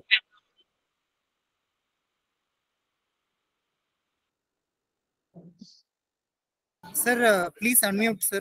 Suresh sir, there is some technical issue. Please unmute. ಸರಿ. ಓಕೆ, ನೋಡ್ತಾ ಇರ್ತೀನಿ ಅದನ್ನ. ನಾನು ಆಕ್ಚುಲಿ ಕ್ಲರಿಕಲ್ ಲೆವೆಲ್ ಇರ್ಬೇಕಾದ್ರೆ ಮೇಡಮ್, ನಮ್ಗೆ ಜವಾಬ್ದಾರಿ ತಗೊಳಕ ನಮ್ಮ ಮೇಲ್ಗಡೆ ಸರ್ ಮತ್ತೆ ಅನ್ಮ್ಯೂಟ್ ಆಯ್ತು. ಅದೇ ನಮ್ಮ ಮೇಲ್ಗಡೆ ಒಬ್ರು ಅಧಿಕಾರಿ ಇರ್ತಾರೆ. ಅವರು ಜವಾಬ್ದಾರಿ ತಗೊಳ್ಳೋದ್ರಿಂದ ಕ್ಲರಿಕಲ್ ಲೆವೆಲ್ ಅಲ್ಲಿ ನಾವು ಆಮೇಲೆ ನಾನು ಅಧಿಕಾರಿ ಆದಾಗ ನನಗೆ ಸಂಬಳ ಕೊಡೋದೆಲ್ಲ ಇತ್ತಲ್ವಾ, ಅಲ್ಲಿ ಕಂಪ್ಯೂಟರ್ ಕೂಡ ನನಗೆ ಪರಿಚಯ ಮಾಡಿ ಕೊಟ್ರು. ಸೊ ಕಂಪ್ಯೂಟರ್ ಅಲ್ಲಿ ನನ್ನ ಅನುಭವ ತುಂಬಾ ಕಮ್ಮಿ ಇತ್ತು. ಹಾಗಾಗಿ ಅಲ್ಲಿ ನನಗೆ ಕಂಪ್ಯೂಟರ್ ಕಲಿಯೋದು ಜೊತೆಗೆ ಸೆಟಲ್ಮೆಂಟ್ ಅಂತ ಆಗುತ್ತೆ 5 ವರ್ಷಕ್ಕೊಂದ್ಸಲ, ಅದು ಸುಮಾರು 3 ವರ್ಷಗಳ ನಂತರ ಆಯ್ತು. ಈ 3 ವರ್ಷಗಳ ಅರಿಯರ್ಸ್ ಅನ್ನ ಕ್ಯಾಲ್ಕುಲೇಷನ್ ಮಾಡುವಂತ ಒಂದು ದೊಡ್ಡ ಚಾಲೆಂಜಿಂಗ್ ಟಾಸ್ಕ್ ಬಂತು. ಅದನ್ನ ನಾನು ಕಲಿತೆ. ಅದಕ್ಕೆ ನನಗೆ ಆಲ್ಮೋಸ್ಟ್ ನಾನು 20 ಗಂಟೆಗಳ ಕಾಲ ಬ್ಯಾಂಕ್ ನಲ್ಲೇ ಇರ್ಬೇಕಾಗ್ತಿತ್ತು. ನನ್ನ ಹಿರಿಯರ ಎಲ್ಲ ನಿರ್ದೇಶನದಂತೆ ಅದನ್ನು ಕೂಡ ಜಯಿಸ್ಕೊಂಡು ಉತ್ತಮ ಅಧಿಕಾರಿ ಅಂತ ಹೇಳಿ ಒಂದು ಹೆಸರು ತಗೊಂಡೆ. ಇದು ಒಂದು ವ್ಯವಸ್ಥಾಪಕರಾದಾಗ ನಮ್ಗೇನಾಗುತ್ತೆ, ಸಾಲ ಕೊಡೋದಿರುತ್ತೆ. ಸಾಲ ಕೊಡಬೇಕು, ಈ ಗೈಡ್ ಲೈನ್ ಗಳನ್ನೆಲ್ಲ ಫಾಲೋ ಮಾಡಿ ನಾವು ಸಾಲ ಕೊಡ್ಬೇಕಾಗತ್ತೆ. ಆದ್ದರಿಂದ ಇಲ್ಲೂ ಕೂಡ ಮಾಡೋದು ಎಷ್ಟು ಮುಖ್ಯನೋ ಅದ್ರ ಜೊತೆಗೆ ನಮ್ಮ ಸಾಲದ ವಾಪಸಾತಿ ಕೂಡ ಅಷ್ಟೇ ನಿರ್ಧಾರ ತಗೋಬೇಕಾಗಿರುತ್ತೆ. ಯಾಕಂದ್ರೆ ಜನರ ದುಡ್ಡು ನಮ್ಮ ಹತ್ರ ಇರುತ್ತೆ. ಸೊ ಜನರ ಪರವಾಗಿ ನಾವು ಕೆಲಸ ಮಾಡ್ತಾ ಇರೋದ್ರಿಂದ ನಾವು ಅಲ್ಲಿ ತುಂಬಾ ಚಾಲೆಂಜ್ ಆದ. ಸರ್ ಅನ್ಮ್ಯೂಟ್ ಮಾಡಬೇಕು ಸರ್ ಪ್ಲೀಸ್. ಮಾಡ್ತಾ ಇದ್ದೀನಿ, ಗಳಿಗೆ ಒಂದ್ಸಲ ನೋಡ್ತಾ ಇದ್ದೀನಿ. ಓಕೆ, ಅದನ್ನೆಲ್ಲ ಮಾಡ್ಕೊಂಡು ನಾನು ಒಳ್ಳೆ ಸಾಲಗಳನ್ನೆಲ್ಲ ಕೊಟ್ಕೊಂಡು ಒಳ್ಳೆ ಹೆಸರನ್ನ ಮಾಡಿದೆ ಮೇಡಮ್. ಸೊ ಇದಿಷ್ಟು ನನ್ನ ಚಾಲೆಂಜಿಂಗ್ ಜಾಬ್ ಆಗಿತ್ತು. ಓಕೆ ಸರ್, ನೀವು ಫಸ್ಟ್ ಜಾಬ್ ಅಪಾಯಿಂಟ್ ಆಯ್ದ್ರಲ್ವಾ, ಫಸ್ಟ್ ಬ್ಯಾಂಕಿಂಗ್, ಅವಾಗ ನಿಮ್ ಎಕ್ಸ್ಪೀರಿಯನ್ಸ್ ಯಾವ ತರ ಇತ್ತು? ನಿಮ್ಮಲ್ಲಿ ಯಾವ ತರ ಅನ್ಸ್ತು ಫಸ್ಟ್ ಜಾಬ್ಗೆ ಜಾಯಿನ್ ಆದಾಗ? ನಾನು ಅದೇ 2 ತಿಂಗಳು ಸ್ಟೂಡೆಂಟ್ ಟ್ರೈನಿ ಆಗಿ ಕೆಲಸ ಮಾಡಿದೆ ಮೇಡಮ್. ಅದು ನನಗೆ ಆಕ್ಚುಲಿ ಸೋಪಾನ ಅಥವಾ ಮೆಟ್ಟಿಲು ಅಂತ ಹೇಳ್ತಾರಲ್ಲ ಹಾಗೆ. ನಾನು BCom ಅಲ್ಲಿ ಓದ್ತಾನೆ PUC ಮ್ಯಾಥಮೆಟಿಕ್ಸ್ ಎಲ್ಲ, ನನಗೆ ಅಕೌಂಟೆನ್ಸಿ ಎಲ್ಲ ತುಂಬಾ ಇಂಟ್ರೆಸ್ಟ್ ಇದ್ದಿದ್ರಿಂದ ಅದರಲ್ಲೆಲ್ಲ ಉತ್ತಮ ಸ್ಕೋರ್ ತಗೊಂಡಿದ್ದೆ. ಸೊ ನನಗೆ ಸ್ಟೂಡೆಂಟ್ ಟ್ರೈನಿ ಆಗಿ ಹೋದಾಗ ಅಲ್ಲಿ ನೋಡ್ತೀನಿ, ನಾನು ಏನ್ ಅಕೌಂಟೆನ್ಸಿ ಕಲ್ತಿದ್ದೋ ಅದನ್ನೇ ಅಲ್ಲಿ ಪ್ರಾಕ್ಟೀಸ್ ಮಾಡ್ಬೇಕಾಗಿತ್ತು. ಅದೊಂದು ಹಳ್ಳಿ ಬ್ರಾಂಚ್ ಆದ್ರಿಂದ ಅಲ್ಲಿ ನನಗೆ ಉತ್ತಮ ಅವಕಾಶ ಸಿಕ್ತು. ಸೊ ಅಲ್ಲೆಲ್ಲ ಗೊತ್ತಾಯ್ತು, ಉಳಿತಾಯ ಖಾತೆಯನ್ನ ನಾನು ಒಬ್ಬನೇ ಇಂಡಿಪೆಂಡೆಂಟ್ ಆಗಿ ಹ್ಯಾಂಡಲ್ ಮಾಡಿದೆ. ಯೂಶಲಿ ಆ ಥರ ಬಿಡೋದಿಲ್ಲ, ಆದ್ರೆ ಅಲ್ಲಿ ಹಳ್ಳಿ ಶಾಖೆ ಆದ್ರಿಂದ ಕೊಟ್ರು ಅವರು, ಪರವಾಗಿಲ್ಲ ನೀನ್ ಮಾಡ್ತಾ ಇರು, ನಾವು ಪಕ್ಕದಲ್ಲೇ ಕುತ್ಕೊಂಡು ನೋಡ್ತೀವಿ ಅಂತ ಹೇಳಿ. ಸೊ ಅದು ನನಗೆ ಧೈರ್ಯ ಕೊಟ್ಟಿತ್ತು. ಅದರಲ್ಲಿ ಆಮೇಲೆ ಬೀದರ್ ಗೊತ್ತಾ ಹೊಸ ಏರಿಯಾ, ಆ ಥರ ಚಾಲೆಂಜ್ ಬಿಟ್ರೆ. ಇನ್ನು ಬ್ಯಾಂಕಿಂಗ್ ಅಲ್ಲಿ ನಮ್ಗೆ ಆಲ್ರೆಡಿ ನಾವು ಕಲ್ತದೆ ಸಬ್ಜೆಕ್ಟ್ಗಳು ಇದ್ದಿದ್ರಿಂದ ಅಷ್ಟೇನು ಕಷ್ಟ ಅಂತ ಅನ್ಸ್ಲಿಲ್ಲ. ಬಟ್ ಪ್ರತಿಯೊಬ್ರು ಧೈರ್ಯ ತಗೊಂಡು ಮಾಡುವಂಥದ್ದು, ಅದೇನು ತುಂಬಾ ಈವನ್ ಸೈನ್ಸ್ ಗ್ರಾಜುಯೇಟ್ ಕೂಡ ಉತ್ತಮವಾಗಿ ಕೆಲಸ ಮಾಡಿದ್ದಾರೆ. ಸೊ ಹಾಗಾಗಿ ಅದೇನು ನಾನು BCom ಓದ್ಬೇಕು ಅಂತ ಏನು ಇರ್ಲಿಲ್ಲ. But it's A clerical job, ತುಂಬಾ ಚೆನ್ನಾಗಿ ಮಾಡ್ಕೊಂಡು ಹೋಗ್ಬೋದು. ಅದು ತುಂಬಾ ಈಸಿ ಇರುತ್ತೆ, ಸಿಸ್ಟಮ್ಗಳೆಲ್ಲ ತುಂಬಾ ಚೆನ್ನಾಗಿರುತ್ತೆ, ಪ್ರತಿಯೊಬ್ಬನು ಮಾಡ್ಬೋದು, ಸಾಮಾನ್ಯ ಜನ ಕೂಡ ಅದನ್ನ ಅರ್ಥ ಮಾಡ್ಕೋಬಹುದು. ಓಕೆ ಸರ್, ಈಗ ಬ್ಯಾಂಕಿಂಗ್ ಅಂತ ಬಂದಾಗ ಹೇಳ್ತಾರೆ, ಇಲ್ಲ ಪ್ರೈವೇಟ್ ಬ್ಯಾಂಕ್ಗಳು ಗೌರ್ಮೆಂಟ್ ಬ್ಯಾಂಕ್ಗಳು ಎಲ್ಲ ಒಂದೇ ತರ ಇರುತ್ತೆ ಅನ್ನೋ ತರ ಹೇಳ್ತಾರೆ. ನೀವೇನ್ ಹೇಳ್ತೀರಾ sir? Government bank private bank ಏನಾದ್ರು ಡಿಫ್ರೆನ್ಸ್ ಇದೆಯಾ? ಇಲ್ಲ ಅಲ್ಲಿ ಯಾವ ತರ ವರ್ಕ್ ಇರುತ್ತೆ, ಇಲ್ಲಿ ಯಾವ ತರ ವರ್ಕ್ ಇರುತ್ತೆ?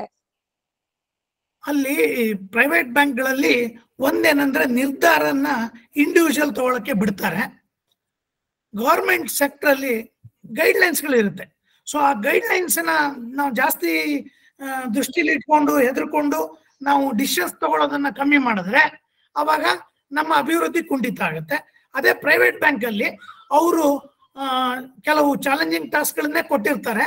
ಅಂತ ಟೈಮಲ್ಲಿ ನಾವು ಮುಂದುವರಿಬೇಕು ಅನ್ನೋದಾದ್ರೆ ಕೆಲವು ರಿಸ್ಕ್ಗಳನ್ನು ತಗೋಬೇಕಾಗತ್ತೆ, ತಗೊಳ್ತೀವಿ. ಅವರು ನಮ್ಮ ಬಿಸ್ನೆಸ್ಗೆ ಬೇಕಾದಂತ ರಿಸ್ಕ್ ನಾವು ತಗೊಂಡಿದ್ರೆ ಅವರು ಅದನ್ನ ಬೆಂಬಲಿಸ್ತಾರೆ. ಅದೇ ಗೌರ್ಮೆಂಟ್ ಸೆಕ್ಟರ್ ಅಲ್ಲಿ ಏನಾಗುತ್ತೆ, ನಾನು ಸುಮಾರು ಜನಕ್ಕೆ ಅಕೌಂಟಬಲ್ ಆಗ್ತೀನಿ. ಆ ಹೆದರಿಕೆಯಲ್ಲಿ ಮತ್ತೆ ಕೆಲವು ನಿರ್ಧಾರಗಳನ್ನು ನಾನು ತಗೊಳಕ್ ಆಗೋಲ್ಲ. ಕೆಲವು ಸಲ ನಾನು ನನ್ನ ಮೇಲ್ಗಡೆಯವರಿಗೆ ಬರೆದು ಅವರಿಂದ ರಿಪ್ಲೈ ಬರೋ ತನಕನೂ ಕಾಯ್ಬೇಕಾಗುತ್ತೆ. ಸೊ ಆ ತರ ಸ್ವಲ್ಪ ನಮ್ಮ ನಿರ್ಧಾರಗಳನ್ನು ತಗೊಳ್ಳೋದಕ್ಕೆ ಸ್ವಲ್ಪ ಮಟ್ಟಿಗೆ ಅಡಚಣೆ ಇದೆ ಪಬ್ಲಿಕ್ ಸೆಕ್ಟರ್ ಬ್ಯಾಂಕ್ ಅಲ್ಲಿ ಅಂತ ಹೇಳಿ ನನ್ನ ಒಂದು ಅನಿಸಿಕೆ ಮೇಡಮ್. ಓಕೆ ಸರ್, ಈಗ ಸೇವಿಂಗ್ಸ್ ಅಕೌಂಟ್ ಅಂತ ಮಾಡ್ಕೋತಾರಲ್ವಾ, ಅದು ನಮ್ಮ ಇದನ್ನ ಅಂದ್ರೆ ಅಮೌಂಟ್ ನ ಇನ್ವೆಸ್ಟ್ ಮಾಡಿದ್ರೆ ಸೇವಿಂಗ್ಸ್ ಅಕೌಂಟ್ಸ್ ಇಂದ ಅದು ನಮ್ಗೆ ಒಳ್ಳೆ ಒಂದು ವೇ ಅಂತ ಆಗುತ್ತೆ ಸರ್ ಬ್ಯಾಂಕಿಂಗ್ ಇದ್ರಲ್ಲಿ. ಆಕ್ಚುಲಿ ನಮ್ಮ ಭಾರತ ದೇಶದಲ್ಲೇ ಮೊದಲಿಂದಲೂ ನಮ್ಮ ಹಿರಿಯರು ಎಲ್ಲರೂ ಮಾಡ್ಕೊಂಡ್ ಬಂದಿದ್ದೇನು ಅಂದ್ರೆ ಉಳಿತಾಯ. ಯಾವ್ದಾದ್ರು ಕಷ್ಟಕರ ಕಾಲದಲ್ಲಿ ನಮ್ಗೆ ಬೇಕಾಗತ್ತೆ ಉಳಿತಾಯ ಅಂತ, ಅದನ್ನೇ ಉಳಿತಾಯ ಖಾತೆ ಅಂತ ಮಾಡ್ಕೊಂಡ್ಬಂದ್ರು. ಆದ್ರೆ ಬ್ಯಾಂಕಿಂಗ್ ಅಲ್ಲಿ ಉಳಿತಾಯ ಖಾತೆ ಅನ್ನೋದು ಒಂದು ಪರಿಚಯ ಇದ್ದಾಗೆ ಅಂತ ಆಮೇಲೆ ನಾವು ಅದನ್ನ ಬ್ಯಾಂಕಿಂಗ್ ಅಲ್ಲಿ ಕಲ್ತ್ಕೊಂಡ್ವಿ. ಸೊ ನೀವು ಮಾಡ್ತಕ್ಕಂಥ ಸಣ್ಣ ಪುಟ್ಟ ಕೆಲಸಗಳಲ್ಲಿ 100-200 ರೂಪಾಯಿ ಉಳಿಸ್ಕೊಂಡು ಅದನ್ನ ಉಳಿತಾಯದಲ್ಲಿ ಇಟ್ರೆ ಬಡ್ಡಿ ಕಮ್ಮಿ ಬರುತ್ತೆ. ಆದ್ರೆ ನಿಮ್ಗದು ಯಾವುದೇ ಟೈಮಲ್ಲಿ ಬೇಕಾದ್ರೂ ನೀವು ಬ್ಯಾಂಕಿಂಗ್ ಅವರ್ಸ್ ಅಲ್ಲಿ ಹೋಗಿ ಆ ದುಡ್ಡನ್ನ ತಗೋಬೇಕಾಗ್ತಿತ್ತು ಅವಾಗ. ಆದ್ರಿಂದ ಅದು ಆದ್ರೆ ಅವನ ಪರಿಚಯ ಬ್ಯಾಂಕಿಗೆ ಆದ್ರಿಂದ ಅವನ ಅವಶ್ಯಕತೆಗಳನ್ನ ಈಗಿನ ಕಾಲದಲ್ಲಿ ಅದನ್ನ ಅವನ ಅವಶ್ಯಕತೆಗಳನ್ನೆಲ್ಲ ನೋಡ್ಕೊಂಡು ಅವನಿಗೆ ಬೇಕಾದಂತಹ ಸಾಲ ಸೌಲಭ್ಯ ಅಥವಾ ಅವನ ದುಡ್ಡು ಅವನ ತಂದೆ ತಾಯಿ ಕಳಿಸೋದು ಈ ತರದಲ್ಲಿ ಸುಮಾರು ತರ ಹೆಲ್ಪ್ ಮಾಡ್ಲಿಕ್ಕೆ. ಸೊ ಅದನ್ನ ಈಗ ಇಂಟ್ರೊಡಕ್ಟರಿ ಅಂತ ತಗೊಳ್ತಾರೆ ವಿನಃ ಈಗ ಉಳಿತಾಯ ಖಾತೆನೇ ಒಂದು ಮುಖ್ಯ ಅಲ್ಲ. ಆದ್ರೆ ಅದಕ್ಕೊಂದು ಅದರದೇ ಆದಂತ ಒಂದು ಪ್ರಾಮುಖ್ಯತೆ ಇದೆ. ಅದ್ರೊಳಗೆ ಒಂದ್ ಸ್ವಲ್ಪ ದುಡ್ಡನ್ನು ಯಾವಾಗ್ಲೂ ಇಟ್ಕೊಂಡಿರ್ಬೇಕು. ಯಾವ್ದೋ ಒಂದು ನಮ್ಮ ಜೀವನದ ಅವಶ್ಯಕತೆ ಬಹಳ ಅರ್ಜೆಂಟ್ ಅಲ್ಲಿ ಬೇಕಾಗುತ್ತೆ ಅನ್ನೋದಾದ್ರೆ ಅಂತ ಸಣ್ಣ ಪುಟ್ಟ ದುಡ್ಡು ಅದ್ರೊಳಗೆ ಇಟ್ಕೊಂಡಿರೋದ್ರಿಂದ ಹೆಲ್ಪ್ ಆಗುತ್ತೆ. ನೆಕ್ಸ್ಟ್ ಈಗ ಆನ್ಲೈನ್ ಬ್ಯಾಂಕಿಂಗ್ ಅಂತ ಬಂದ್ರೆ ಅದಷ್ಟೊಂದು ಸೆಕ್ಯೂರ್ ಇಲ್ಲ ಅಂತ ಹೇಳ್ತಾರೆ, ನೀವೇನ್ ಹೇಳ್ತೀರಾ ಸರ್? ಸೆಕ್ಯೂರ್ ಇಲ್ಲ ಅನ್ನೋಕ್ಕಿಂತಲೂ ಅದ್ರದ್ದು ಬಗ್ಗೆ ತುಂಬಾ ಪರಿಚಯ ನಾವು ಮಾಡ್ಕೊಂಡಿರೋದಿಲ್ಲ. ಪರಿಚಯ ಮಾಡ್ಕೊಳ್ದೇ ಇರೋದ್ರಿಂದ ನಾವೀಗ ತುಂಬಾ ತೊಂದರೆ ಹಿಂದಿಂದಲೂ ನಮ್ಮಲ್ಲಿ ಒಂದು ಈ ಭಾರತೀಯ ಪದ್ಧತಿನಲ್ಲಿ ನಮ್ಮಲ್ಲಿ ಬಂದಿದೆ. ಏನು ಅಂದ್ರೆ ನನ್ ಕಷ್ಟ ಆದ ತಕ್ಷಣ ನಾನು ಪಕ್ಕದವನಿಗೆ ಕೇಳೋದು. ಇಲ್ಲೇನಾಗಿದೆ, ಪಕ್ಕದವನಿಗೆ ಕೇಳಿದಾಗ ಈ ಹಿಂದೆಲ್ಲ ಏನಾಗ್ತಿತ್ತು, ಸಣ್ಣ ಪುಟ್ಟ ಬೇರೆ ಮನೆ ವ್ಯವಹಾರಗಳಿಗೆ ಇದಕ್ಕೆ ಪಕ್ಕದ ಮನೆಯವ್ರನ್ನ ಕೇಳಿದಾಗ ಅವ್ರು ಹೆಲ್ಪ್ ಮಾಡಕ್ ಸಾಧ್ಯ ಆಗ್ತಿತ್ತು. ಬಟ್ ಈಗ ಫೈನಾನ್ಷಿಯಲ್ ಸೆಕ್ಟರ್ ಅಲ್ಲಿ ಏನಾಗಿದೆ, ಪಕ್ಕದ ಮನೆಯವನು ಎಲ್ಲಿದ್ದಾನೆ ಅಂತ ನನಗೆ ಗೊತ್ತಿಲ್ಲ, ಅವನು ಬಂದು ಹೆಲ್ಪ್ ಮಾಡ್ತೀನಿ ಅಂತ ಹೇಳಿ ತುಂಬಾ ಜನ ಮೋಸ ಹೋಗಿದ್ದಾರೆ. ಸೊ ಪಿನ್ಗಳು ಕೊಡೋದು, ಈ ನಮ್ಮ ಹಳ್ಳಿ ಜನಕ್ಕೆ ಪಾಪ ಅವ್ರಿಗೆ ಗೊತ್ತಾಗೋದಿಲ್ಲ, ಈ ಕಂಪ್ಯೂಟರ್ ಅನ್ನೋದು ಏನು ಅಂತ ತಿಳಿದಿರೋದಿಲ್ಲ. ಯಾರೋ ಮಕ್ಕಳು ಹೇಳಿರ್ತಾರೆ, ಸೊ ಅದ್ರೊಳಗೆ ಅವ್ರು ಸ್ವಲ್ಪ ಮಾಡ್ಕೊಂಡು ಬರ್ತಾರೆ. ಇವ್ರು ಅವ್ರನ್ನ ಸ್ವಲ್ಪ ಕನ್ಫ್ಯೂಸ್ ಮಾಡ್ತಾರೆ, ಅವರನ್ನ ದಾರಿ ತಪ್ಪಿಸಿ ಅವ್ರಿಗೇನೋ ಹೆಲ್ಪ್ ಮಾಡ್ತೀವಿ ಅನ್ನೋ ಹೋಗಿ ಅವ್ರ ದುಡ್ಡನ್ನ ಕಿತ್ಕೊಳ್ತಾರೆ. ಆದ್ರಿಂದ ಈಗ ಏನಾಗಿದೆ ಅಂದ್ರೆ, ಯಾರು ನಾನು ಹೆಲ್ಪ್ ಮಾಡ್ತೀನಿ ಅಂತ ಬಂದ್ರು ನಂಬಬಾರದು ಅಥವಾ ಮಾಡ್ಲೇಬಾರ್ದು. ಈವನ್ ಈಗಿನ ಆರ್ಟಿಫಿಷಿಯಲ್ ಇಂಟೆಲಿಜೆನ್ಸ್ ಅಂತ ಇತ್ತೀಚೆಗೆ ಅದು ಕೂಡ ಸೆಲೆಕ್ಟ್ ಆಗಿ, ಅಂದ್ರೆ ಅದು ಕೂಡ ಈಗ ಇಂಪ್ಲಿಮೆಂಟ್ ಆಗಿದೆ. ಅದ್ರೊಳಗೆ ನನ್ನ ವಾಯ್ಸ್ ಅನ್ನ ಕೂಡ ಅದು ಮಾಡಿ ಇಮಿಟೇಟ್ ಮಾಡಿ ತಂದೆ ತಾಯಿಗಳಿಗೆ ಕರೆ ಮಾಡೋದು ಅಥವಾ ಸ್ನೇಹಿತರಿಗೆ ಕರೆ ಮಾಡೋದು, ನಾನು ತೊಂದರೆಯಲ್ಲಿ ಇದ್ದೇನೆ ನಂಗೆ ದುಡ್ಡು ಕಳಿಸಿ ಅಂತ ಹೇಳೋದು, ಅವರೊಂದು ಲಿಂಕ್ ಅನ್ನ ಕಳಿಸೋದು. ಅವರು ಲಿಂಕ್ಗೆ ದುಡ್ಡು ಕಳಿಸಿದ್ರೆ ಅದು ಆಕ್ಚುಲಿ ನನ್ಗೆ ಬರೋದೇ ಇಲ್ಲ, ನನ್ನ ವಾಯ್ಸ್ ಅನ್ನ ನನ್ನ ಫೋಟೋವನ್ನ ಬಳಸಿ ಮಾಡ್ತಾ ಇದ್ದಾರೆ. ಆದ್ದರಿಂದ ಈಗಿನ ಅಡ್ವೈಸ್ ಏನು ಅಂತಂದ್ರೆ, ಆತರ ಕೇಳಿದಾಗ ಆಯ್ತು ಅಂತ ಕೇಳ್ಕೋಬೇಕು. ಆದ್ರೆ ಯಾವುದೇ ಕಾರಣಕ್ಕೂ ಅವ್ರು ಕಳ್ಸಿರೋ ಲಿಂಕಿಗೆ ದುಡ್ಡನ್ನ ಕಳ್ಸಕ್ ಹೋಗ್ಬಾರ್ದು. ನನ್ನನ್ನ ಭೇಟಿ ಮಾಡಕ್ ಸಾಧ್ಯವಾಗದೇ ಇರ್ಬೋದು, ಯಾಕಂದ್ರೆ ಅವರೆಲ್ಲ ಅದನ್ನ ಬ್ಲಾಕ್ ಮಾಡಿರ್ತಾರೆ. ಸೊ ಅವಾಗ ನನ್ನ ಅಣ್ಣ ತಮ್ಮದ್ರನ್ನು ಅಥವಾ ನನ್ನ ಪರಿಚಯದವ್ರು ಯಾರನ್ನಾರು ಕಾಂಟ್ಯಾಕ್ಟ್ ಮಾಡ್ಕೊಂಡು ಇಂಥವ್ನು ಸಿಕ್ಕಿದ್ನಾ, ತೊಂದರೆಯಲ್ಲಿ ಇದಾನ, ಏನಾರು ನಿನ್ನನ್ನು ಕಾಂಟ್ಯಾಕ್ಟ್ ಮಾಡಿದ್ನಾ ಅಂತ ಒಂದ್ 4 ಜನ ಸ್ನೇಹಿತರನ್ನ ಕೇಳ್ಕೊಂಡ್ರೆ ಗೊತ್ತಾಗತ್ತೆ. ಆವಾಗ ಇವ್ರು ಇಲ್ಲ ಇದ್ಯಾವುದೋ ಸುಳ್ಳು ಅಂತ ಟೈಮಲ್ಲಿ ಸುಮ್ಮನೆ ಇದ್ಬಿಟ್ರೆ ಆಯ್ತು, ಏನೂ ತೊಂದರೆ ಇಲ್ಲ. ಆಮೇಲೆ ಅವನೇ ಬೇಕಾದ್ರೆ ಅವನೇ ಕಾಂಟ್ಯಾಕ್ಟ್ ಮಾಡ್ತಾನೆ, ಅಥವಾ ಅವನು ಒಂದೇ ಸೋರ್ಸ್ ಅಲ್ಲಿ ಕಾಂಟ್ಯಾಕ್ಟ್ ಮಾಡಿರೋದಿಲ್ಲ ನಿಜವಾಗ್ಲೂ ತೊಂದರೆಯಲ್ಲಿ ಇರೋನು. ಆದ್ರೆ ಈ ಮೋಸ ಮಾಡೋರು ಇದು ಮಾಡ್ತಾ ಇದ್ದಾರೆ. ಸೊ ನನ್ನ ಎಲ್ಲ ಸ್ಟೂಡೆಂಟ್ಸ್ ಗಳಲ್ಲೂ ನಾನು ಅದನ್ನೇ ಹೇಳ್ತಾ ಇದ್ದೀನಿ. ಸೊ ದಯವಿಟ್ಟು ಯಾರು ಫೋನ್ನಲ್ಲಿ ಹೇಳಿದ್ರು ಕೂಡ ಗಾಬರಿ ಆಗುವಂಥದ್ದು ಏನೂ ಇಲ್ಲ, ನಿಧಾನವಾಗಿ ಕೇಳಿಸ್ಕೊಳ್ಳಿ. ಆಮೇಲೆ ನಿಮ್ಮ ಬುದ್ಧಿಮತ್ತೆಯನ್ನು ಉಪಯೋಗಿಸಿ ಅಪ್ಪ ಅಮ್ಮನ್ನೇ ಇರ್ಲಿ ಇನ್ಯಾರನ್ನೇ ಇರ್ಲಿ ಬೇರೆ ರೂಪದಲ್ಲಿ ಅವ್ರನ್ನ ಮಾತಾಡಕ್ ಸಂಪರ್ಕ ಮಾಡೋ ಪ್ರಯತ್ನ ಮಾಡಿ. ಅವ್ರು ನಿಜವಾಗ್ಲೂ ತೊಂದರೆ ಇದ್ದೆ ಅವ್ರನ್ನ ಹೇಗೆ ರೀಚ್ ಆಗ್ಬೋದು ಅನ್ನೋದಕ್ಕೆ ಬೇಕಾದಷ್ಟು ವ್ಯವಸ್ಥೆಗಳಿದೆ. ಅವ್ರನ್ನ ಅಲ್ಲ ಅನ್ನೋದಾದ್ರೆ ನಿಮ್ಗೆ ಕಾಷನ್ ಬರ್ತದೆ, ಅಲ್ಲಿಗೆ ನೀವು ಹುಷಾರಾಗಿರ್ಬೇಕು ಅನ್ನೋದನ್ನ ಅರ್ಥ ಮಾಡ್ಕೋಬೇಕು. ಸೊ ಪ್ರತಿಯೊಬ್ಬ ಎಚ್ಚರಿಕೆಯಿಂದ ಇದ್ರೆ ಯಾವುದೇ ತರದ ಮೋಸ ಹೋಗೋದಿಲ್ಲ. ಆಮೇಲೆ ಫ್ರೀ ದುಡ್ಡು, ಈ ಪುಕ್ಕಟೆ ಅಂತ ಕೊಡ್ತಾರಲ್ಲ, ಈ ಪುಕ್ಕಟೆ ಯಾವ್ದೋ ಒಂದು ಸ್ಕೀಮ್ ಅಲ್ಲಿ ಬನ್ನಿ ನೀವು 1,000 ರೂಪಾಯಿ ಕೊಡ್ತೇವೆ, 2,000 ರೂಪಾಯಿ ಮನಿ ಬ್ಯಾಕ್ ಇದೆ, ಇನ್ನೊಂದಿದೆ ಮತ್ತೊಂದಿದೆ, ಇಂಥವುಗಳಲ್ಲೆಲ್ಲ ಬಹಳ ಹುಷಾರಾಗಿ ಡೀಲ್ ಮಾಡ್ಬೇಕು. ಯಾರೇ ವ್ಯಕ್ತಿ ಫ್ರೀ ಆಗಿ ಕೊಟ್ಟು ಜೀವನ ಮಾಡಕ್ ಸಾಧ್ಯವೇ ಇಲ್ಲ. ಅವನು ಫ್ರೀ ಅಂತ ಹೇಳಿ ನಿಮ್ಮನ್ನ ಬಲೆಗೆ ಕೆಡುಕೊಂಡು ನಿಮ್ಮನ್ನ ಮೋಸ ಮಾಡ್ತಾನೆ. ಆದ್ರಿಂದ ಯಾವುದೇ ಫ್ರೀ ಕಮ್ಮಿ ದುಡ್ಡಲ್ಲಿ ಯಾವುದೋ ಒಂದು ಮೊಬೈಲ್ ಕೊಡ್ತೀನಿ, ಇನ್ನೊಂದು ಕೊಡ್ತೀನಿ, ಮತ್ತೊಂದು ಕೊಡ್ತೀನಿ, ದಯವಿಟ್ಟು ಇಂಥವ್ಗೆಲ್ಲ ಗೊತ್ತಿಲ್ಲದೆ ಬಲಿ ಬೀಳ್ಬೇಡಿ. ಯಾವುದೂ ಆತರ ಕೊಡಕ್ ಸಾಧ್ಯವಿಲ್ಲ. ಆದ್ರೂ ಒಂದು ಆಪರ್ಚುನಿಟಿ, ಏನು ಬೇಜಾರಿಲ್ಲ, ಅದಿಲ್ಲದೆ ಕೂಡ ನೀವು ಜೀವನ ಮಾಡ್ತಾ ಇದ್ರಿ, ಅದನ್ನ ಈಗ ಬಳಸಕ್ ಹೋಗಿ ನೀವು ಕಳ್ಕೊಳ್ಳೋಕ್ಕಿಂತಲೂ ಅದಿಲ್ಲ ಅನ್ಕೊಂಡು ನಿಮ್ಮ ಜೀವನವನ್ನ ನಿಮ್ಮ ಕೈನಲ್ಲೇ ಇಟ್ಕೊಂಡು ಮುಂದುವರಿಯೋದು ಒಳ್ಳೇದು ಅಂತ ನಂದೊಂದು ಸಲಹೆ ಮೇಡಮ್. ಓಕೆ ಸರ್, ಈಗ ನಿಮ್ದು ಈಗ 39 years ನಮ್ದು ಎಕ್ಸ್ಪೀರಿಯನ್ಸ್ ಆಗಿದೆ, ನನ್ನ ಕೆರಿಯರ್ ಬ್ಯಾಂಕಿಂಗ್ ಅಲ್ಲೇ ಆಯ್ತು ಅಂತ ಹೇಳಿದ್ರು. ಆ ಒಂದು 39 ಇಯರ್ಸ್ ಅಲ್ಲಿ ನಿಮ್ದು ಒಂದು ಮೆಮೊರೇಬಲ್ ಡೇ ನನ್ ವರ್ಕ್ ಪ್ಲೇಸ್ ಅಲ್ಲಿ ಆಗಿರ್ಬೋದು, ಆ ತರ ಒಂದು ಇದನ್ನ ಎಕ್ಸ್ಪೀರಿಯನ್ಸ್ ನ ಶೇರ್ ಮಾಡ್ಬೋದಾ ಸರ್? ನಾನು ನನ್ನ ಒಂದು ಮ್ಯಾನೇಜರ್ ವೃತ್ತಿಯಲ್ಲಿ ಏನಾಯ್ತು ಅಂದ್ರೆ, ನಾನು NR ಪುರ ಬ್ರಾಂಚಿಗೆ ಹೋದಾಗ ಅಲ್ಲಿ ಅವಾಗ ಒಂದು ನಮ್ಮ ವಿದ್ಯಾಭ್ಯಾಸ ಕೊಟ್ಟಿರತಕ್ಕಂಥ ಸಾಲುಗಳೆಲ್ಲ ತುಂಬಾ ಸ್ಟಿಕ್ಕಿ ಆದವು, ಅಂದ್ರೆ ವಾಪಸ್ ಬರ್ತಾ ಇರ್ಲಿಲ್ಲ. ಸೊ ಅದು ಏನಾಗ್ತಾ ಇತ್ತು ಅಂದ್ರೆ, ಪಾಪ ಅವ್ರು ಕಷ್ಟ ಬಿದ್ದು ದುಡ್ಡೆಲ್ಲ ತಗೊಂಡು ಎಜುಕೇಶನ್ ಮಾಡ್ಕೊಳ್ತಾ ಇದ್ರು, ಆದ್ರೆ ಅವರಿಗೆ ಅಂತ ಒಳ್ಳೆ ಕೆಲ್ಸಗಳು ಸಿಗ್ತಾ ಇರ್ಲಿಲ್ಲ. ಆ ತರದಲ್ಲಿ ಒಂದು ನರ್ಸಿಂಗಿಗೆ ಒಂದು ಹುಡುಗಿ ಲೋನ್ ತಗೊಂಡಿದ್ಲು. ಅವಳು ಪಾಪ ನರ್ಸಿಂಗ್ ಅನ್ನೆಲ್ಲ ಚೆನ್ನಾಗಿ ಮಾಡ್ಕೊಂಡ್ಲು, ಆದ್ರೆ ಅವಳಿಗೆ ಎಲ್ಲೂ ಜಾಬ್ ಸಿಗ್ಲಿಲ್ಲ. ಅವಳು ಎಲ್ಲಿ ನರ್ಸಿಂಗ್ ಕಲಿತಾ ಇದ್ಲೋ ಆ ಸ್ಕೂಲ್ನವರೇ ಅವಳಿಗೆ ಕಮ್ಮಿ ಕನ್ಸೆಷನ್ ಎಲ್ಲ ಕೊಟ್ಬಿಟ್ಟು, ಆಮೇಲೆ ಏನ್ ಮಾಡ್ತಾ ಇದ್ರು, ಅವಳಿಗೆ ಜೀವನಕ್ಕಾಗುವಷ್ಟು ಮಾತ್ರ ಕೊಟ್ಬಿಟ್ಟು ಅಲ್ಲೇ 2 ವರ್ಷ ಕೆಲಸ ಮಾಡಿಸ್ಕೊಳ್ತಾ ಇದ್ರು. ಈ 2 ವರ್ಷದಲ್ಲಿ ಅವಳ ಲೋನು ಡ್ಯೂ ಆಗೋಯ್ತು, ಅವಳಿಗೆ ಕಟ್ಟಕ್ ಸಾಧ್ಯವೇ ಆಗ್ಲಿಲ್ಲ. ಸೊ ಬಡ್ಡಿ ಮೇಲೆ ಬಡ್ಡಿ ಎಲ್ಲದೂ ಬಂತು. ಈಗಿನ ಇಂಟರ್ನ್ಯಾಷನಲ್ ಬ್ಯಾಂಕಿಂಗ್ ಸ್ಟ್ಯಾಂಡರ್ಡ್ಸ್ ಪ್ರಕಾರ ನಾವು 3 ತಿಂಗಳು ನಮ್ಮ ಸಾಲದ ರೀಪೇಮೆಂಟ್ ಬರ್ಲಿಲ್ಲ ಆದ್ರೆ ಅದು ಅನುತ್ಪಾದಕ ಆಸ್ತಿ ಅಂತ ಹೇಳಿ ಪರಿಗಣನೆ ಮಾಡ್ಬೇಕಾಗುತ್ತೆ. ಅದಕ್ಕೆ ನಮ್ಮ ಗಮನವನ್ನೆಲ್ಲ ಅಂತ ಲೋನ್ಗಳನ್ನ ರಿಕವರಿ ಮಾಡಕ್ಕೆ ಮಾಡ್ತೀವಿ. ಆದ್ರೆ ಇದು ಮೇಲ್ನವರ ಗಮನಕ್ಕೂ ಕೂಡ ಇತ್ತು. ಸೊ ಇದು ಯಾಕೆ ಎಜುಕೇಶನ್ ಲೋನ್ಗಳೆಲ್ಲ ಹೀಗಾಗ್ತಾ ಇದೆ, ಅವ್ರಿಗೆ ಬರ್ಡನ್ ಅನಿಸ್ತಾ ಇದೆ. ಪಾಪ ಕೆಲವು ಸ್ಟೂಡೆಂಟ್ಸ್ ಗಳಿಗೆ ದಿನ ಬಡ್ಡಿ ಬೆಳೀತಾ ಇದೆ ಅಂತ ಹೇಳಿ ಅವರು ಅವರ ವೃತ್ತಿ ಜೀವನನೂ ಗಮನ ಕೊಡದೆ, ಅಪ್ಪ ಅಮ್ಮಂಗೂ ಗಮನ ಕೊಡದೆ ತುಂಬಾ ಕಷ್ಟಕರ ಪರಿಸ್ಥಿತಿಗೆ ಅವ್ರನ್ನ ದೂಡ್ಕೊಂಡ್ಬಿಟ್ಟಿದ್ರು. ಸೊ ಅದಕ್ಕೆ ಬ್ಯಾಂಕ್ ಒಂದು 1 ಟೈಮ್ ಸೆಟಲ್ಮೆಂಟ್ ಅಂತ ಒಂದೇ ಸಲ ಕಟ್ಟಿ ಅವರು ಮುಕ್ತ ಹೊಂದಬಹುದು ಅಂತ ಹೇಳಿ ಒಂದು ಒಳ್ಳೆ ಸ್ಕೀಮ್ ಅನ್ನು ತಂದಿದ್ರು. ಅದರೊಳಗೆ ಅವ್ರಿಗೆ ಬಹಳಷ್ಟು ಬಡ್ಡಿ ನಾವು ಮನ್ನಾ ಮಾಡ್ತಾ ಇದ್ವಿ. ಓನ್ಲಿ ಅಸಲು ಮತ್ತೆ ಮಿನಿಮಮ್ ಬಡ್ಡಿಗಳನ್ನ ತಗೊಂಡು ಆ ಲೋನ್ ಅನ್ನ ನಾವು ಕ್ಲೋಸ್ ಮಾಡಕ್ ಪ್ರಯತ್ನ ಮಾಡೋಣ ಅಂತ ಹೇಳಿ ಅಂತದೊಂದು ಸ್ಕೀಮ್ ಮೇಲಧಿಕಾರಿಗಳಿಂದ ಬಂತು. ಅದು ಬಂದಾಗ ನಾನು ಹುಡ್ಕೊಂಡು ಹೋದಾಗ ಒಂದು NR ಪುರದಿಂದ ಒಂದು 8-10 ಕಿಲೋಮೀಟರ್ ಒಳಗಡೆ ಪಾಪ ತುಂಬಾ ಕಷ್ಟ ಬಿದ್ದು ನಡ್ಕೊಂಡು ಮಾಡಿ ಬಸ್ ಹಿಡಿದು ಓದಂತ ಹುಡುಗಿ ಒಂದು. ಆಕ್ಚುಲಿ ತಾನು ಕಷ್ಟ ಬಿದ್ದು, ಸರ್ ಊಟ ತಿಂಡಿನೆಲ್ಲ ಬಿಟ್ಬಿಟ್ಟು ನಾನು ತಿಂಗಳಿಗೆ 1-2 ಸಾವಿರ ರೂಪಾಯಿ ಕಟ್ತಾ ಇದ್ದೀನಿ ಸರ್, ಹಿಂಗಾಗೋಗ್ಬಿಟ್ಟಿದೆ ನನ್ನ ಪರಿಸ್ಥಿತಿ. ಕಾಲೇಜ್ನವರು ನಮ್ಗೆ ಸಂಬಳ ಕೊಡ್ತಾ ಇಲ್ಲ, ಊಟ ಕೊಡ್ತಾರೆ, ತಿಂಡಿ ಕೊಡ್ತಾರೆ, ಮೇಲಿನ ಖರ್ಚಿಗೆ ಒಂದು 500 ರೂಪಾಯಿ ಕೊಡ್ತಾರೆ, ನನ್ಗೆ ದುಡ್ಡೇ ಉಳಿತಾ ಇಲ್ಲ, ನಾನು ಏನ್ ಮಾಡ್ಬೇಕು ಗೊತ್ತಾಗ್ತಾ ಇಲ್ಲ ಅಂತ.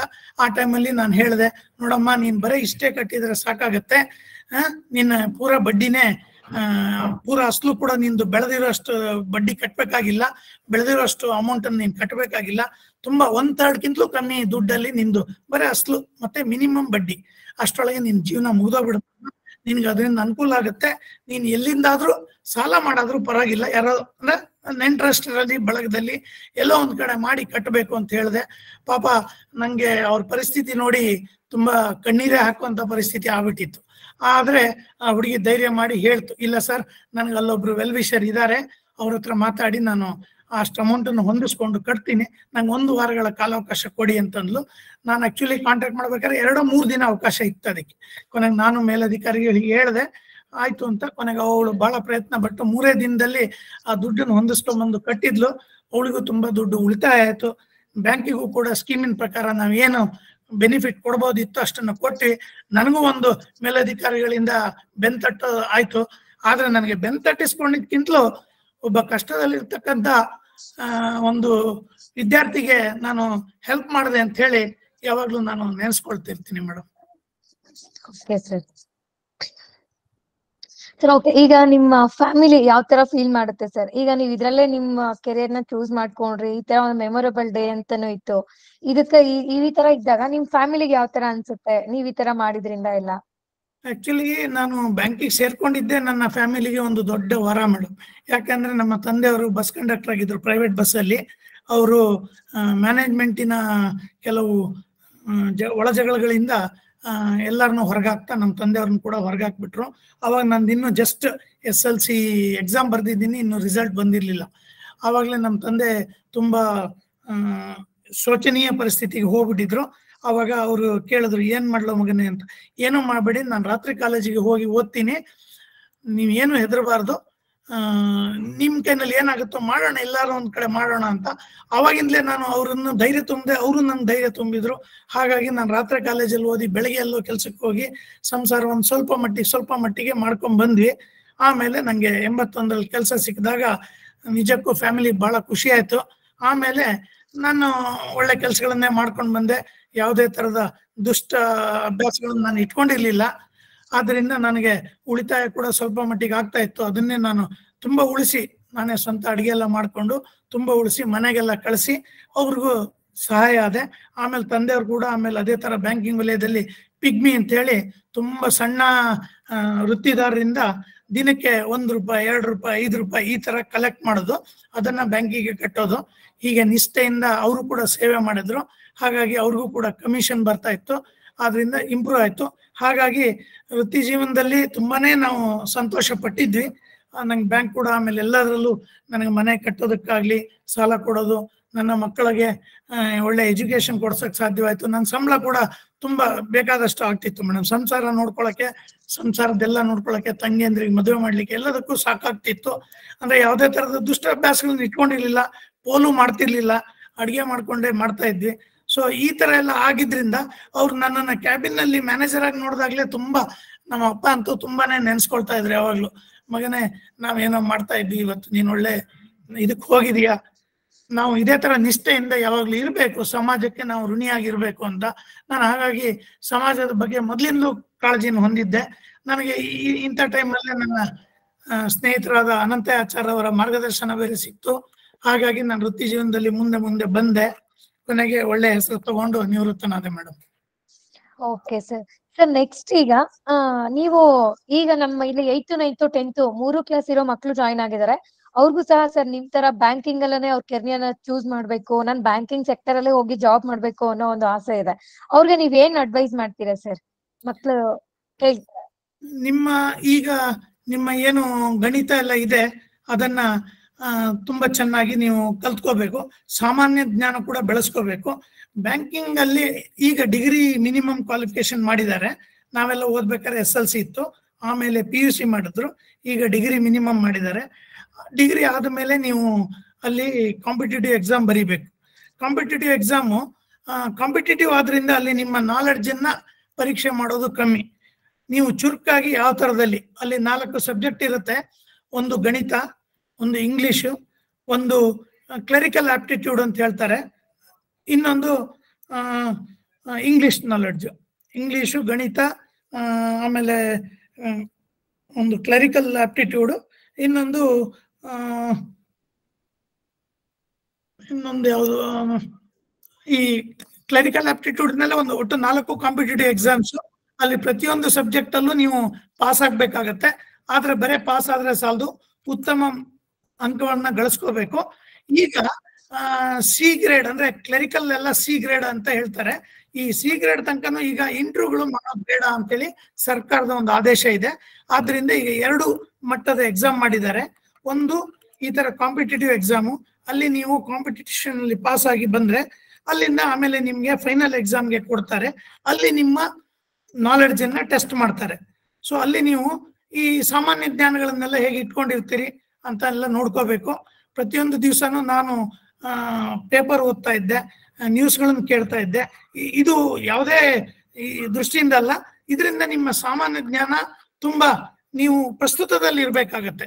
ಪ್ರಸ್ತುತ ಅಂದ್ರೆ ಸುತ್ತಮುತ್ತಲು ಏನಾಗ್ತಾ ಇದೆ, ಬ್ಯಾಂಕಿಂಗ್ ವಲಯದಲ್ಲಿ ಏನಾಗ್ತಾ ಇದೆ, ಬೇರೆ ದೇಶದಲ್ಲಿ ಏನಾಗ್ತಾ ಇದೆ, ಎಕನಾಮಿಕಲ್ ಆಕ್ಟಿವಿಟೀಸ್ ಏನಾಗ್ತಾ ಇದೆ, ಭಾರತ ಹಿಂದೆ ಬೀಳ್ತಾ ಇದೆಯಾ, ಮುಂದೋಗ್ತಾ ಇದೆ, ಯಾವ ತರದಲ್ಲಿ ಮುಂದೋಗ್ತಾ ಇದೆ, ಇದನ್ನೆಲ್ಲ ನಾವು ತುಂಬಾ ತಿಳ್ಕೊಬೇಕಾದಿಲ್ಲ. ಡೀಪ್ ನಾಲೆಡ್ಜ್ ಅಲ್ಲ, ಸುಮ್ಮನೆ ಮೇಲ್ಮೇಲೆ ಇಟ್ಕೊಂಡಿದ್ರೆ ಸಾಕಾಗತ್ತೆ. ಸೊ ಇದನ್ನೆಲ್ಲ ಪಾಸ್ ಮಾಡ್ಕೊಂಡ್ರೆ ನೀವು ಕ್ಲರಿಕಲ್ ಲೆವೆಲ್ಗೆ ಹೋಗ್ಬೋದು. ಅದೇ ಆಫೀಸರ್ ಲೆವೆಲ್ಗೆ ಹೋಗ್ಬೇಕಾದ್ರೆ ಅಲ್ಲಿ ಏನಾಗುತ್ತೆ, ಸ್ವಲ್ಪ ಲಾಜಿಕ್ ಅದೆಲ್ಲ ಬರುತ್ತೆ. ಆ ಲಾಜಿಕ್ ಮತ್ತೆ ನಿಮ್ಮ ನಿರ್ಧಾರಗಳು ಹೇಗೆ ತಗೋತೀರಾ, ಒಂದು ಕ್ಲಿಷ್ಟಕರವಾದ ಒಂದು ಪರಿಸ್ಥಿತಿನ ನಿಮ್ಗೆ ಒಡ್ಡುತ್ತಾರಲ್ಲಿ ಎಕ್ಸಾಮ್ ಅಲ್ಲಿ, ಆ ಓದ್ಬಿಟ್ಟು ನೀವು ಇದ್ರೊಳಗೆ ಯಾವ ತರದಲ್ಲಿ ಮಾಡ್ತೀರಾ, ಅದಕ್ಕೊಂದು 4 ಆಪ್ಷನ್ ಕೊಟ್ಟಿರ್ತಾರೆ. ಸೊ ಅದ್ರೊಳಗೆ ನೀವು ಆಪ್ಷನ್ ಅನ್ನ ಚೂಸ್ ಮಾಡ್ಬೇಕಾಗತ್ತೆ. ಸೊ ಅದ್ರೊಳಗೆ ನಿಮ್ಮ ನಿರ್ಧಾರದ ಕೆಪಾಸಿಟಿಗಳು ಗೊತ್ತಾಗತ್ತೆ. ಅದು ಕೂಡ ಒಂದು 10 ನಿಮಿಷನೋ 15 ನಿಮಿಷನೋ ಈ ತರ ಒಂದು ಟೈಮ್ ಬೌಂಡ್ ಅಲ್ಲಿ ಇಟ್ಟಿರ್ತಾರೆ. ಸೊ ಅದರಿಂದ ನೀವು ಕಾಂಪಿಟೇಷನ್ ಬೇರೆ ಮಾಡ್ತಾ ಇರ್ತೀರಾ, ಅವನ್ಗಿಂತ ನೀವು ಉತ್ತಮ ಅಂತ ನೀವು ತೋರಿಸ್ಕೋಬೇಕಾಗತ್ತೆ. ಹಾಗಾಗಿ ನಿರ್ಧಾರಗಳನ್ನ ತೆಗೆದುಕೊಳ್ಳೋದನ್ನ ಸಣ್ಣ ವಯಸ್ಸಿನಲ್ಲೇ ಬೆಳೆಸ್ಕೋಬೇಕು. ಯಾರಾದ್ರೂ ಏನಾದ್ರು ಹೇಳ್ತಾ ಇದ್ರೆ ಅದನ್ನ ಕಿವಿಗೊಟ್ಟು ಫಸ್ಟ್ ಆಲಿಸ್ಬೇಕು. ಆಮೇಲೆ ನಿಮ್ಮ ಮನಸ್ಸಿನಲ್ಲಿ ಅದನ್ನ ವಿಶ್ಲೇಷಿಸ್ಬೇಕು. ನೀವು ನಿರ್ಧಾರ ಅಲ್ಲಿ ತೋರಿಸದೇ ಇದ್ರೂ ಪರವಾಗಿಲ್ಲ, ನಿಮ್ಮ ಮನಸ್ಸಿನಲ್ಲೇ ನಿರ್ಧಾರ ಮಾಡ್ಕೊಂಡಿರ್ಬೇಕು. ಆಮೇಲೆ ಮುಂದೆ ಆ ಸಿಚುಯೇಷನ್ ಅಲ್ಲಿ ಅದು ಏನ್ ನಿರ್ಧಾರ ಬರುತ್ತೆ ಅಥವಾ ಏನ್ ರಿಸಲ್ಟ್ ಬರುತ್ತೆ ಅದಕ್ಕೆ ನಿಮ್ಮ ನಿರ್ಧಾರವನ್ನ ಕಂಪೇರ್ ಮಾಡ್ಕೋಬೇಕು. ಎಲ್ಲೆಲ್ಲಿ ನ್ಯೂನತೆಗಳಿದೆ ಅದನ್ನ ಸರಿಪಡಿಸ್ಕೋಬೇಕು. ಎಲ್ಲೆಲ್ಲಿ ನೀವು ಸರಿ ಇದ್ದೀರೋ ಅಲ್ಲಿ ನಿಮ್ಮ ಬೆನ್ನ ನೀವೇ ತಟ್ಕೊಂಡು ನಾನು ಸರಿಯಾದ ದಿಕ್ಕಿನಲ್ಲಿ ಸಾಕ್ತಾ ಇದೆ ಅಂತೇಳಿ ಆತ್ಮವಿಶ್ವಾಸವನ್ನ ಬೆಳೆಸ್ಕೋಬೇಕು. ಈ ತರ ಮಾಡಿದ್ರೆ ನೀವು ಕ್ಲರಿಕಲ್ ಆಗ್ಲಿ ಇಲ್ಲ ಅಧಿಕಾರಿ ಲೆವೆಲ್ ಅಲ್ಲಿ ನೀವು ಹೋಗ್ಬೋದು. ಇದಲ್ದೆ ಈಗ ವಿಶೇಷ ಅಧಿಕಾರಿಗಳು, ಫಾರ್ ಎಕ್ಸಾಂಪಲ್ ನೀವು BSc AG ತಗೊಂಡ್ರೆ ಮುಂದೆ ಅಗ್ರಿಕಲ್ಚರ್ ಆಫೀಸರ್ ಕೂಡ ಆಗಿ ಬ್ಯಾಂಕಿಗೆ ಸೇರ್ಕೊಂಡು ನಮ್ಮ ಕೃಷಿಕ ಕಸ್ಟಮರ್ಸ್ ಯಾರಿದ್ದಾರೆ ಅವ್ರಿಗೆಲ್ಲ ನೀವು ಸಹಾಯ ಮಾಡಬಹುದು. ಅಥವಾ ನೀವು ಕಾನೂನು BA LLB ಎಲ್ಲ ಮಾಡಿದ್ರೆ ನಿಮ್ಗೆ ಕಾನೂನು ಪಂಡಿತರಾಗಿ ಬ್ಯಾಂಕಿಗೆ ಕೆಲವು ಕಾನೂನು ಸಲಹೆಗಳು ಬೇಕಾಗ್ತವೆ. ಸೊ ಆ ದಿಶೆಯಲ್ಲಿ ನೀವು ವರ್ಕ್ ಮಾಡಬಹುದು. ಈಗ ಸಾಲ ಕೊಡೋದಕ್ಕೆ ಕೂಡ ಎಕ್ಸ್ಪರ್ಟೈಸ್ ಬಂದಿದೆ. ಅದಕ್ಕೂ ಕೂಡ ನೀವು ಹೋಗಿ ಅಲ್ಲಿ ಸಾಲ ಕೊಡೋದಲ್ಲಿ ಎಕ್ಸ್ಪರ್ಟೈಸರ್ ಬಂದ್ರೆ ಈವನ್ ಪ್ರೈವೇಟ್ ಬ್ಯಾಂಕ್ಗಳು ನಿಮ್ಮನ್ನ ಕಾಂಪಿಟೇಟಿವ್ ಆಗಿ ತಗೊಳ್ತಾರೆ. ಸಾಲ ಕೊಡೋಣ, ಹಾಗಿದ್ರೆ ನೋಡೋಣ ನಿನ್ನ ನಿರ್ಧಾರಗಳು ಹೇಗಿರುತ್ತೆ ಅಂತ ಹೇಳಿ.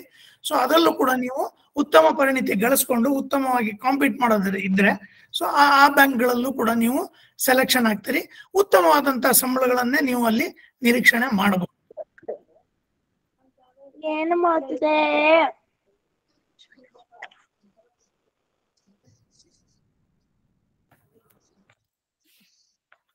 Okay sir.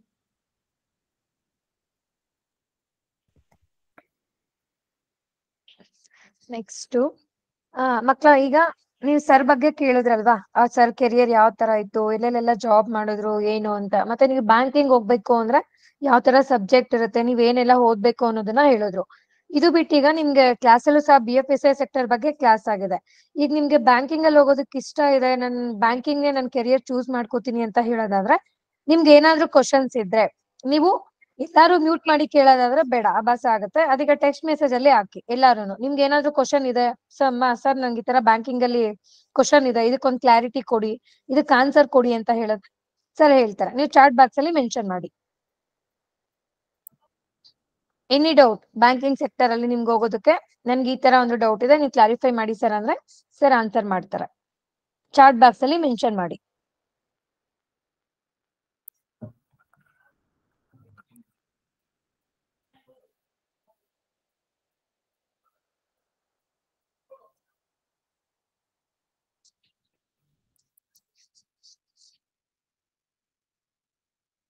ಯಾರಿಗೂ ಏನು ಡೌಟ್ ಇಲ್ವಾ ಬ್ಯಾಂಕಿಂಗ್ ಅಲ್ಲಿ? ಏನು ಡೌಟ್ ಇಲ್ಲ ma'am. Teacher UE team teachers ಇದಾರೆ, ಕ್ರೈ ಸ್ಕೂಲ್ ಟೀಚರ್ಸ್ ಇದಾರೆ. ನಿಮ್ಗೂ ಏನಾದ್ರು ಬ್ಯಾಂಕಿಂಗ್ ಇದ್ರಲ್ಲಿ ಡೌಟ್ ಇದೆ ಅಂತ ಹೇಳಿದ್ರೆ ಕ್ವಶನ್ ಮಾಡ್ಬೋದು. Selvi Kumar one question ಮಾಡ್ತಾರೆ. Can you read it out, Shruti? Yes sir, ಒಂದ್ ನಿಮಿಷ ಸರ್. Chat ಅಲ್ಲಿ ಅವರು ಹೇಳ್ತಾರೆ, if I take CA can I be in the banking sector? CA ಅಂದ್ರೆ ಬ್ಯಾಂಕಿಂಗ್ ಸೆಕ್ಟರ್ ಅಲ್ಲಿ ಬರುತ್ತಾ ಅಂದ್ರೆ ಹೇಳ್ತಾರೆ. ಮೇಡಮ್ ನನ್ನ ಪರಿಚಯ ಮಾಡ್ಬೇಕಾದ್ರೆ ನಾನು CA ಆಗಿದೆ ಅಂತಂದ್ರು. ಆಕ್ಚುಲಿ ಅದು CA ಅಲ್ಲ, CAIIB ಅಂತ, ಅಂದ್ರೆ certified associate of Indian institute of bankers ಅಂತ. ಈಗ ಅದನ್ನ ನಿಮ್ಮ BFSI ಅಂತ ಹೇಳಿ ಅದನ್ನ ಮಾಡ್ಕೊಂಡಿದ್ದಾರೆ. ಅದು ಕೂಡ ಒಂದು ಸಂಸ್ಥೆ, ಅದು banking and financial services and insurance ಅಂತ ಹೇಳಿ ಇದ್ರದ್ದೊಂದು ಸರ್ಟಿಫಿಕೇಟ್ ಮಾಡಿದ್ರು. CA ಕೂಡ ಮಾಡಬಹುದು, CA ಕೂಡ ಮಾಡೋದು ಕೂಡ ಉತ್ತಮ ಅವಕಾಶವಿದೆ. ಆದ್ರೆ CA ಮಾಡಿದಾಗ ಕ್ಲರಿಕಲ್ ಲೆವೆಲ್ ಆಗ್ಲಿ ಈ ಮ್ಯಾನೇಜರ್ ಲೆವೆಲ್ ಅಲ್ಲಿ ಕ್ಲರಿಕಲ್ ಲೆವೆಲ್ಗಿಂತ ಕಮ್ಮಿ. ಬಟ್ ನೀವು ಹೋದ್ರೆ ನಿಮ್ಗೆ CA ಕಲ್ತಿರೋದಕ್ಕೂ ಅಲ್ಲಿ ನೀವು ಪ್ರಾಕ್ಟೀಸ್ ಮಾಡೋದಕ್ಕೂ ತುಂಬಾನೇ ವ್ಯತ್ಯಾಸಗಳಾಗುತ್ತೆ. ಬಟ್ CA ಮಾಡಿದ್ರೆ ನೀವು ಉತ್ತಮವಾಗಿ ಮೇಲ್ಗಡೆ ಅಧಿಕಾರಿ ಲೆವೆಲ್ ಅಲ್ಲಿ ನೀವು ನಮ್ಮ ಬ್ಯಾಲೆನ್ಸ್ ಶೀಟ್ ಗಳನ್ನ ಅನಲೈಸ್ ಮಾಡೋದಕ್ಕೂ ಹಾಗೂ ಬ್ಯಾಂಕಿಗೆ ಮಾರ್ಗದರ್ಶನ ಮಾಡೋದಕ್ಕೆ ಅಥವಾ ಸಾಲದ ವಿಭಾಗದಲ್ಲಿ ಇನ್ನೂ ಏನಾದ್ರೂ ಇಂಪ್ರೂವ್ಮೆಂಟ್ಸ್ ಗಳನ್ನ ಮಾಡೋದಕ್ಕೆ ಈ ತರದಕ್ಕೆಲ್ಲ ನಿಮ್ಮ ಅಥವಾ ಬ್ಯಾಂಕಿಂಗ್ ಅಲ್ಲಿ ನಾವು ತುಂಬಾ ಕಾನೂನುಗಳನ್ನ ನಾವು ಪಾಲಿಸ್ಬೇಕಾಗತ್ತೆ. ರಿಸರ್ವ್ ಬ್ಯಾಂಕು, ಗವರ್ಮೆಂಟು, ಸ್ಟೇಟ್ ಗವರ್ಮೆಂಟ್ಸ್ಗಳು, ಲೋಕಲ್ ಬಾಡೀಸ್ಗಳು ಪ್ರತಿಯೊಬ್ಬರು ಬ್ಯಾಂಕಿನ ಸೆಕ್ಟರ್ ಅಲ್ಲಿ ಅದನ್ನು ಬಳಸ್ಕೊಂಡು ಅವರವರ ಊರಿನ, ದೇಶದ, ರಾಜ್ಯದ ಅಭಿವೃದ್ಧಿಗೆ ಅವರು ಕೂಡ ಪ್ರಯತ್ನಗಳನ್ನು ಮಾಡ್ತಾ ಇರ್ತಾರೆ, ಸ್ಕೀಮ್ಗಳನ್ನು ತರ್ತಾ ಇರ್ತಾರೆ. ಸೊ ಅದಕ್ಕೆಲ್ಲ ಕೆಲವು ನಾರ್ಮ್ಸ್ಗಳನ್ನು ಕೊಟ್ಟಿರ್ತಾರೆ ನಮ್ಗೆ. ಸೊ ಆ ನಾರ್ಮ್ಸ್ಗಳನ್ನೆಲ್ಲ ನಾವು ಪಾಲಿಸ್ಬೇಕಾಗತ್ತೆ, ಅವರಿಗೆ ರಿಪೋರ್ಟ್ಸ್ಗಳನ್ನು ಕೊಡಬೇಕಾಗತ್ತೆ. ಅದಕ್ಕೆಲ್ಲ CA ಗಳು ನಮ್ಗೆ ಹೆಲ್ಪ್ ಆಗ್ತಾರೆ. ಅವರು ಬ್ಯಾಂಕ್ ನಮ್ಮಲ್ಲಿ ಇರ್ತಕ್ಕಂಥ ಕೆಲವು ನ್ಯೂನತೆಗಳೇನಾದ್ರು ಇದ್ರೆ, ನೋಡಿ ನೀವು ಡೆಪಾಸಿಟ್ ತುಂಬಾ ಜಾಸ್ತಿ ಇಟ್ಕೊಂಡ್ಬಿಟ್ಟಿದ್ದೀರಾ, ಅದರಿಂದ ಬಡ್ಡಿ ಜಾಸ್ತಿ ಕೊಡಬೇಕಾಗುತ್ತೆ, ನಿಮಗೆ ಲಾಭ ಕಮ್ಮಿ ಬರ್ತಾ ಇದೆ, ಇದೇ ತರ ಮುಂದುವರೆದ್ರೆ ನಿಮಗೆ ತೊಂದರೆ ಆಗುತ್ತೆ. ಅಥವಾ ಸಾಲ ಕೊಟ್ಟಿರ್ತೀವಿ, ತುಂಬಾ ಓವರ್ ಡ್ಯೂಸ್ ಆಗ್ತಾ ಇದೆ, ಯಾವುದೋ ಅನುತ್ಪಾದಕ ಸಾಲಗಳು ಅಂತ ಹೇಳ್ತೀವಿ. ಅಂದ್ರೆ ಅನುತ್ಪಾದಕ ಸಾಲ ಕೊಟ್ಟ ಮೇಲೆ ಆಗುವಂಥದ್ದಲ್ಲ. ಫಾರ್ ಎಕ್ಸಾಂಪಲ್, ಈಗ ಮನೆ ಕಟ್ಟೋದಕ್ಕೆ ಅವನು ಹೋಟೆಲ್ನಲ್ಲಿ ಕೆಲಸ ಮಾಡಿಕೊಂಡು ತನ್ನ ಜೀವನ ನಡೆಸ್ಕೋತಾ ಇರ್ಬೇಕಾದ್ರೆ, ಒಂದು 10,000 ರೂಪಾಯಿ ಸಂಬಳ ಬರ್ತಾ ಇರ್ಬೇಕಾದ್ರೆ ತನಗೊಂದು ಮನೆ ಕಟ್ಟಬೇಕು ಅಂತೇಳಿ ಅವ್ನು 10 ಲಕ್ಷ ರೂಪಾಯಿ ಸಾಲಕ್ಕೆ ಹಾಕೊಂಡ್ರೆ ಅವನಿಗೆ ಜೀವನ ಮಾಡೋದು, ಮನೆ ಸಾಲ ಕಟ್ಟೋದು ಆಗೋದಿಲ್ಲ. ಸೊ ಇಂಥವುಗಳನ್ನೆಲ್ಲ ಅವ್ರು ನಿರ್ದೇಶನ ಮಾಡಿ ಅವ್ರಿಗೂ ಹೆಲ್ಪ್ ಮಾಡ್ತಾರೆ, ನಮಗೂ ಹೆಲ್ಪ್ ಮಾಡೋ ಹಾಗೆ ಸ್ಕೀಮ್ಗಳನ್ನ, ಬಡವರಿಗೆ ತಲುಪುವಂತ ಸ್ಕೀಮ್ಗಳನ್ನ ಅವ್ರು ಮೂಟ್ ಮಾಡಿ ಕೊಡ್ತಾರೆ. ಸೊ ಇದಕ್ಕೆಲ್ಲ CA ಗಳು ನಿಜವಾಗ್ಲೂ ಹೆಲ್ಪ್ ಆಗುತ್ತೆ. CA ಮಾಡ್ಕೊಂಡು ನೀವು ಇದೇ ಬರ್ಬಹುದು, ಬೇರೆದು ಓಪನ್ ಇದೆ ನಿಮ್ಗೆ ಫೀಲ್ಡ್, ಬಟ್ ಬಂದ್ರು ಕೂಡ ಇಲ್ಲಿ ನಿಮಗೆ ಉತ್ತಮವಾದ ಅವಕಾಶಗಳಿದೆ. ಅದನ್ನ ಮುಂದುವರಿಸು, ನೀವು ಉತ್ತಮ ಹೈಯರ್ ಈವನ್ ಮ್ಯಾನೇಜಿಂಗ್ ಡೈರೆಕ್ಟರ್ ಅಥವಾ ಚೇರ್ಮನ್ ಲೆವೆಲ್ ತನಕನೂ ನೀವು ಹೋಗ್ಬೋದು. ನಮ್ಮಲ್ಲಿ ಸುಮಾರು ಜನ CA ಗಳು ಮ್ಯಾನೇಜಿಂಗ್ ಡೈರೆಕ್ಟರ್ ಆಗಿ ಮತ್ತು ಜನರಲ್ ಚೇರ್ಮನ್ಗಳಾಗಿ ರಿಟೈರ್ ಆಗಿದ್ದಾರೆ. ಅವರು ಬ್ಯಾಂಕಿಗೆ ಹೆಲ್ಪ್ ಮಾಡೋ ತುಂಬಾ ತರದಲ್ಲಿ ಹೆಲ್ಪ್ ಮಾಡಿದ್ದಾರೆ, ಗೈಡ್ ಮಾಡಿದ್ದಾರೆ. ಓಕೆ ಸರ್, ಮತ್ತೆ ಇನ್ನೊಂದು, ಈಗ CA ಎಕ್ಸಾಮ್ ತಗೋತೀವಿ ಇಲ್ಲ ಬ್ಯಾಂಕಿಂಗ್ ಎಕ್ಸಾಮ್ಸ್ ತಗೋತೀವಿ ಅಂತ ಹೇಳೋದಾದ್ರೆ ಅದಕ್ಕೆ ಇಷ್ಟೇ ಅಟೆಂಪ್ಟ್ ಅಲ್ಲಿ ಕ್ಲಿಯರ್ ಮಾಡ್ಕೋಬೇಕು ಅಂತ ಏನಾದ್ರು ಇದೆಯಾ ಸರ್? ಸ್ಟೇಟ್ ಬ್ಯಾಂಕ್ ಆಫ್ ಇಂಡಿಯಾದವರು ಅವರು ಮೊದಲು ಇಟ್ಟಿದ್ರು, ಅವರು 3 ಅಟೆಂಪ್ಟ್ಸ್ ಗಳನ್ನ ಮಾಡ್ತಾ ಇದ್ರು. ಬಟ್ ಬೇರೆ ಜನರಲ್ ಬ್ಯಾಂಕಿಂಗು, ಗ್ರಾಮೀಣ ಬ್ಯಾಂಕ್ಗಳಲ್ಲೆಲ್ಲ ನಮ್ದು ಅಟೆಂಪ್ಟ್ಸ್ ಗಳೇನು ಲೆಕ್ಕ ಇಲ್ಲ. ಆದ್ರೆ ನಾ ಹೇಳಿದ್ನಲ್ಲ, ಮಿನಿಮಮ್ ಸ್ಟ್ಯಾಂಡರ್ಡ್ಗಳು ಇರೋದ್ರಿಂದ ನಾವು ಅದನ್ನ ತಗೋಬೇಕು ಅಂತ ನಿರ್ಧಾರ ಮಾಡಿದ್ರೆ ಅದಕ್ಕೆ ಮೆಟೀರಿಯಲ್ಗಳು ಕೂಡ ಸಿಗುತ್ತೆ. ಮತ್ತು ನಮ್ಗೆ ಈಗ ಕಂಪ್ಯೂಟರ್ ನಮ್ಮ ಮುಂದೆ ತೆರ್ಕೊಂಡಿರೋದ್ರಿಂದ ಟೆಸ್ಟ್ ಆಫ್ ರೀಸನಿಂಗ್, ಅವಾಗ ಒಂದು ನಾನು ಸಬ್ಜೆಕ್ಟ್ ಅನ್ನ ಹುಡುಕ್ತಾ ಇದ್ದೆ, ಟೆಸ್ಟ್ ಆಫ್ ರೀಸನಿಂಗ್ ಅಂತ. ಸೊ ನೀವು ಕಾರಣಗಳನ್ನ ಹುಡುಕ್ಬೇಕಂದ್ರೆ, ಗಡಿಯಾರದ ಮುಳ್ಳು ಫಸ್ಟ್ 2 ಮುಳ್ಳು 12ಕ್ಕಿದೆ, ಆಮೇಲೆ 1 ಮುಳ್ಳು 12ಕ್ಕಿದೆ, ಇನ್ನೊಂದು 3ಕ್ಕಿದೆ, ಇನ್ನೊಂದು 12ಕ್ಕಿದೆ, 6ಕ್ಕಿದೆ, ಇನ್ನೊಂದು ಯಾವುದು ಅಂತ ನೆಕ್ಸ್ಟ್ ಯಾವ್ದು ಬರುತ್ತೆ ಅಂತ ಅದ್ರೊಳಗೆ ಒಂದು 4-5 ಕೊಡ್ತಾನೆ. ಒಂದು 12ಕ್ಕಿರುತ್ತೆ, ಒಂದು 1ಕ್ಕಿರುತ್ತೆ, ಒಂದು 12ಕ್ಕಿರುತ್ತೆ, 11ಕ್ಕಿರುತ್ತೆ. ಈ ತರದಲ್ಲಿ ದಾರಿ ತಪ್ಪಿಸ್ತಾನೆ, ಒಂದು ಸರಿಯಾದ ಉತ್ತರ ಕೊಡ್ತಾನೆ. ಒಂದು ಮುಳ್ಳು 12ಕ್ಕಿರ್ಬೇಕು, ಇನ್ನೊಂದು ಮುಳ್ಳು 9ಕ್ಕಿರ್ಬೇಕು. ಇಲ್ಲಿ ಸಣ್ಣದು ದೊಡ್ಡದು ಏನೋ ಬೇಕಾಗಿಲ್ಲ. ಬೇಕು ಅಂತಾದ್ರೆ ಅದನ್ನು ಕೂಡ ನೀವು ರೀಸನಿಂಗ್ ಮಾಡ್ಬೇಕಾಗತ್ತೆ. 12, 9 ಒಂದು ಚಿತ್ರ ಇರುತ್ತೆ, ಆ ಚಿತ್ರವನ್ನ ಈ ರೀಸನಿಂಗ್ ತುಂಬಾ ನೀವು ಅದೇ ನಿಮ್ಮ ನಿರ್ಧಾರಗಳು, ನಿಮ್ಮ ಇದು ಯಾವ್ದು ಸರಿ ಯಾವ್ದು ತಪ್ಪು ಅಂತೇಳಿ ನೀವು ಕ್ವಿಕ್ ಆಗಿ ಬೇಗ ನಿರ್ಧಾರ ತಗೋಬೇಕಾಗಿರುತ್ತೆ. ಈಗ ಯಾರೊಬ್ಬ ಬರ್ತಾನೆ 100 ರೂಪಾಯಿ ಕಟ್ಟಬೇಕು ಅಂತ ಹೇಳ್ತಾ ಇರ್ತಾನೆ, ಅವನು ಕೌಂಟ್ರಲ್ಲಿ ಬಂದಿರ್ತಾನೆ, ಅವನಿಗೆ ನೀವು ಗೈಡ್ ಮಾಡಬೇಕು. ಇಲ್ಲಿ ಇನ್ನೊಬ್ಬ ಚೆಕ್ ಕೊಟ್ಟಿರ್ತಾನೆ. ಸೊ ಇಲ್ಲಿ ಇಂಥ ಟೈಮಲ್ಲಿ ನಿಮ್ಗೆಲ್ಲ ಯಾವುದೇ ಕೆಲಸ ನಿಲ್ಲಿಸ್ಕೊಡ್ತು ಹಾಗಂತೇಳಿ ಯಾರನ್ನು ನೀವು ಬೈಲಿಕ್ಕೂ ಬರಲ್ಲ. ಯಾಕಂದ್ರೆ ಗ್ರಾಹಕರೇ ನಮ್ಮ ಊಟ ಗೀಟ ಕೊಡೋರು. ಗ್ರಾಹಕರು ನಾವು ಸೇವೆ ಮಾಡಿ ಅವರಿಂದ ಏನಾದ್ರು 4 ಕಾಸು ಸಂಪಾದಿಸಿದ್ರೆ ನಮ್ ಸಂಬಳ ಬರುತ್ತೆ. ಆದ್ರಿಂದ ನಾವು ಯಾರನ್ನೂ ಬೇಜಾರು ಮಾಡೋಗಿಲ್ಲ. ಹಾಗಂತ ಹೇಳಿ ನನಗೆ ಪುರ್ಸತ್ ಇಲ್ಲ ಅಂತ ಹೇಳಿ ನಾವು ಅವ್ರನ್ನ ನೆಗ್ಲೆಕ್ಟು ಮಾಡಕ್ಕಾಗಲ್ಲ. ಸೊ ಈ ತರದಲ್ಲಿ ನಿರ್ಧಾರಗಳು ತಗೋಬೇಕಾಗಿರುತ್ತೆ. ಯಾವ್ದು ಬೇಗ, ಯಾವ್ದು ಮೊದಲು, ಯಾವ್ದು ನಂತರ ಅನ್ನೋದನ್ನೆಲ್ಲ ಕೂಡ್ಲೆ ಸೆಕೆಂಡ್ಸ್ ಅಲ್ಲಿ. ಹಾಗಂತೇಳಿ ಯಾರನ್ನು ನೆಗ್ಲೆಕ್ಟ್ ಮಾಡಿದೀವಿ ಅಂತಾನು ಗೊತ್ತಾಗಬಾರ್ದು. ಹಾಗಂತೇಳಿ ನಾವು ಎಲ್ಲಾದ್ರೂ ಬಿಟ್ಟು ಅದೊಂದೇ ಕೆಲಸನೂ ಮಾಡಬಾರ್ದು. ಹೀಗೆ ಸೊ ಅಂತ ಕ್ವಿಕ್ ನಿರ್ಧಾರಗಳನ್ನು ತಗೊಳ್ಳೋದಕ್ಕೆಲ್ಲ ಟೆಸ್ಟ್ ಆಫ್ ರೀಸನಿಂಗ್ ತುಂಬಾ ಹೆಲ್ಪ್ ಆಗುತ್ತೆ. ಸೊ ಇಂಥದನ್ನ ಪ್ರಾಕ್ಟೀಸ್ ಮಾಡ್ಬೇಕಾಗುತ್ತೆ. ತುಂಬಾ ಪ್ರಾಕ್ಟೀಸ್ ಮಾಡ್ಕೊಂಡ್ರೆ ನಿಮ್ಗೆ ಅಲ್ಲಿ ಎಕ್ಸಾಮ್ ಅಲ್ಲಿ ಹೋದಾಗ ನಿಮ್ಗೆ ಆನ್ಸರ್ಗಳು ಹೊಳಿಲಿಕ್ಕೆ ಶುರು ಆಗುತ್ತೆ. ಇದಿದೆ ಅಂತ ನೀವು ಒಂದು 4-5 ಸಲ ಮನೆಯಲ್ಲಿ ಟೆಸ್ಟ್ ಮಾಡ್ಕೊಂಡಿದ್ರೆ ನಿಮ್ಗೆ ಆತ್ಮವಿಶ್ವಾಸ ತುಂಬಾನೇ ಬಂದಿರುತ್ತೆ. ಹಾಗಾಗಿ ಅಲ್ಲಿ 10 ನಿಮಿಷದ ಟೆಸ್ಟ್ ಅಲ್ಲಿ ನೀವು 60 ಕ್ವಶನ್ ಅವ್ನು ಕೊಟ್ಟಿದ್ರೆ ನೀವು ಸುಮಾರು 30-35 ಮಾಡಿಬಿಟ್ರೆ ನಿಜವಾಗ್ಲೂ ನಿಮ್ಗೆ ಒಳ್ಳೆ ಸ್ಕೋಪ್ ಇದೆ ಆ ಒಂದು ಎಕ್ಸಾಮ್ ಅಲ್ಲಿ. ಹಾಗೆ ಪ್ರತಿಯೊಂದು ಎಕ್ಸಾಮ್ ಅಲ್ಲೂ ಮಾಡ್ಬೇಕಾಗತ್ತೆ. ನ್ಯೂಮರಿಕಲ್ ಎಬಿಲಿಟಿ ಕೂಡ ಹಾಗೆ, ಕೂಡ್ಸೋದು, ಭಾಗಿಸೋದು, ಅದಕ್ಕೆ ಕೆಲವು ನೋಡಿ ಕ್ಯಾಲೆಂಡರ್ಸ್. ಈಗ ಕ್ಯಾಲೆಂಡರ್ ಅಲ್ಲಿ ನಾವು ಪ್ರತಿ 7 ದಿವಸಕ್ಕೊಂದ್ಸಲ ವಾರ ಬರುತ್ತೆ. 365 ದಿವಸ ಇರೋದ್ರಿಂದ ನಾವು ಅದನ್ನ 7ರಿಂದ ಡಿವೈಡ್ ಮಾಡಿದ್ರೆ 364 ಡಿವೈಡ್ ಆಗುತ್ತೆ ಒಂದು ದಿನ. ಸೊ ಈ ವರ್ಷ ಈ ಯಾವ ತಾರೀಕು ಇವತ್ತು, ಆ ತಾರೀಕು ಯಾವ ದಿನ ಬಂದಿದೆ, ಶುಕ್ರವಾರ ಬಂದಿದೆ, 15ನೇ ತಾರೀಕು ಶುಕ್ರವಾರ ಬಂದಿದೆ. ಮುಂದಿನ ವರ್ಷ ಲೀಪ್ ಇಯರ್ ಅಲ್ದಿದ್ರೆ ಇದು ಶನಿವಾರ ಬರುತ್ತೆ. ಸೊ ಇಂಥವನ್ನೆಲ್ಲ ಕೆಲವು ಕಾನ್ಸೆಪ್ಟ್ಗಳಿದಾವೆ, ಅವನ್ನೆಲ್ಲ ನೀವು ಆ ಪ್ರಾಕ್ಟೀಸ್ ಬುಕ್ ಅಲ್ಲಿ ಇರುತ್ತೆ. ಅದನ್ನೆಲ್ಲ ಅರ್ಥ ಮಾಡ್ಕೊಂಡಿದ್ರೆ ನಿರ್ಧಾರ ತಗೊಳಕ್ ಬಹಳ ಈಸಿ ಆಗುತ್ತೆ. ಫಾರ್ ಎಕ್ಸಾಂಪಲ್ ರೈಲಲ್ಲೂ ಕೂಡ ಹಾಗೆ 8 ಬರ್ತಿನ ಕೋಚ್, ಜನರಲ್ ಕೋಚ್ ಇರುತ್ತೆ. ನಿಮ್ಮ 36ನೇ ಕೋಚ್ ಅಂತ ಬಂದಾಗ 36ನೇ ಸೀಟ್ ಅಂತ ಬಂದಾಗ ನಿಮಗೆ ಅದು ಕೆಳಗಡೆ ಇದೆಯೋ, ಮಧ್ಯದಲ್ಲಿ ಇದೆಯೋ, ಮೇಲ್ಗಡೆ ಇದೆಯೋ ಅಥವಾ ಸೈಡಲ್ಲಿ ಇದೆಯೋ, ಇಂಥವನ್ನೆಲ್ಲ ಕೂಡಲೇ ನಿರ್ಧಾರ ಮಾಡುವಂತ ಆ ತರದ್ದೆಲ್ಲ ಕೆಲವು ಟ್ರಿಕ್ಗಳಿದ್ದಾವೆ. ಕಾಮನ್ ಬಿಲ್ಲಲ್ಲಿ ವಿಬ್ಗೋಯರ್ ಅಂತ ಹೇಳ್ಕೊತೀರಿ. ಸೊ ಅದೇ ರೀಸನ್ ಅಲ್ಲಿ ಹೋದ್ರೆ ವಿಬ್ಗೋಯರ್ಗಳು ಗೊತ್ತಾಗುತ್ತೆ. ಸೊ ಇಂಥ ಟ್ರಿಕ್ಗಳು ನಿಮ್ಗೆ ಶಾಲೆಯಲ್ಲೂ ಕೂಡ ಕಲಿಸಿರ್ಬಹುದು. ಇವನ್ನೆಲ್ಲ ನೀವು ಅಲ್ಲಿ ಬಳಸ್ಕೋಬೇಕಾಗತ್ತೆ. ಟೆಸ್ಟ್ ಆಫ್ ರೀಸನಿಂಗ್ ಅಲ್ಲಿ ತುಂಬಾ ಫಾಸ್ಟ್ ಆಗಿ ಡಿಸಿಷನ್ ತಗೊಳಕ್ಕೆ ಈಸಿ ಆಗುತ್ತೆ. Sir, Mr. Raghunath Reddy raised a hand. Raghunath sir, are you there? Raghunath Reddy. Mr. Raghunath Reddy, if you ನಿಮ್ಮ ಬಗ್ಗೆ ಕ್ವೆಶ್ಚನ್ ಇದೆ ಅಂದ್ರೆ ಪ್ಲೀಸ್ ಅನ್ಮ್ಯೂಟ್ ಮಾಡಿ ಹೇಳಿ.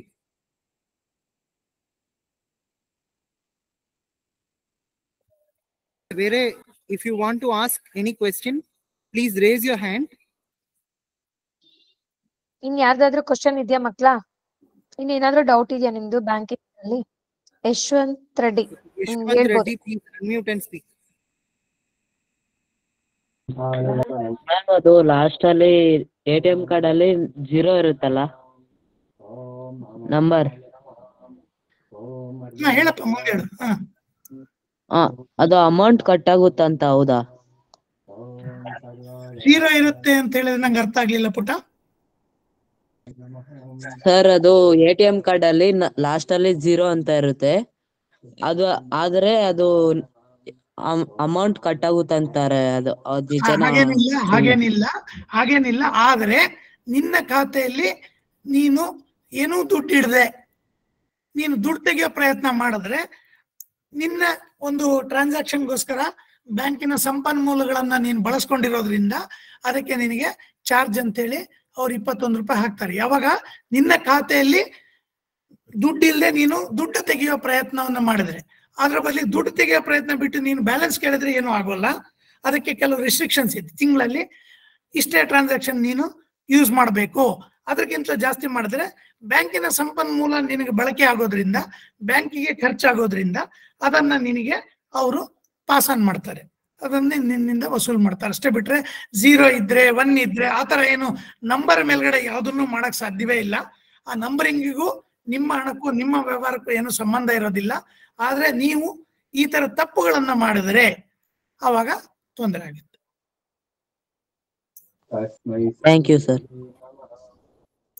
Okay, sir, Selvi has one question. So, nim life ali, how is like what has inspired you in your life? ಆ ತರ question ಮಾಡ್ತಾರೆ ಸೆಲ್ವಿ.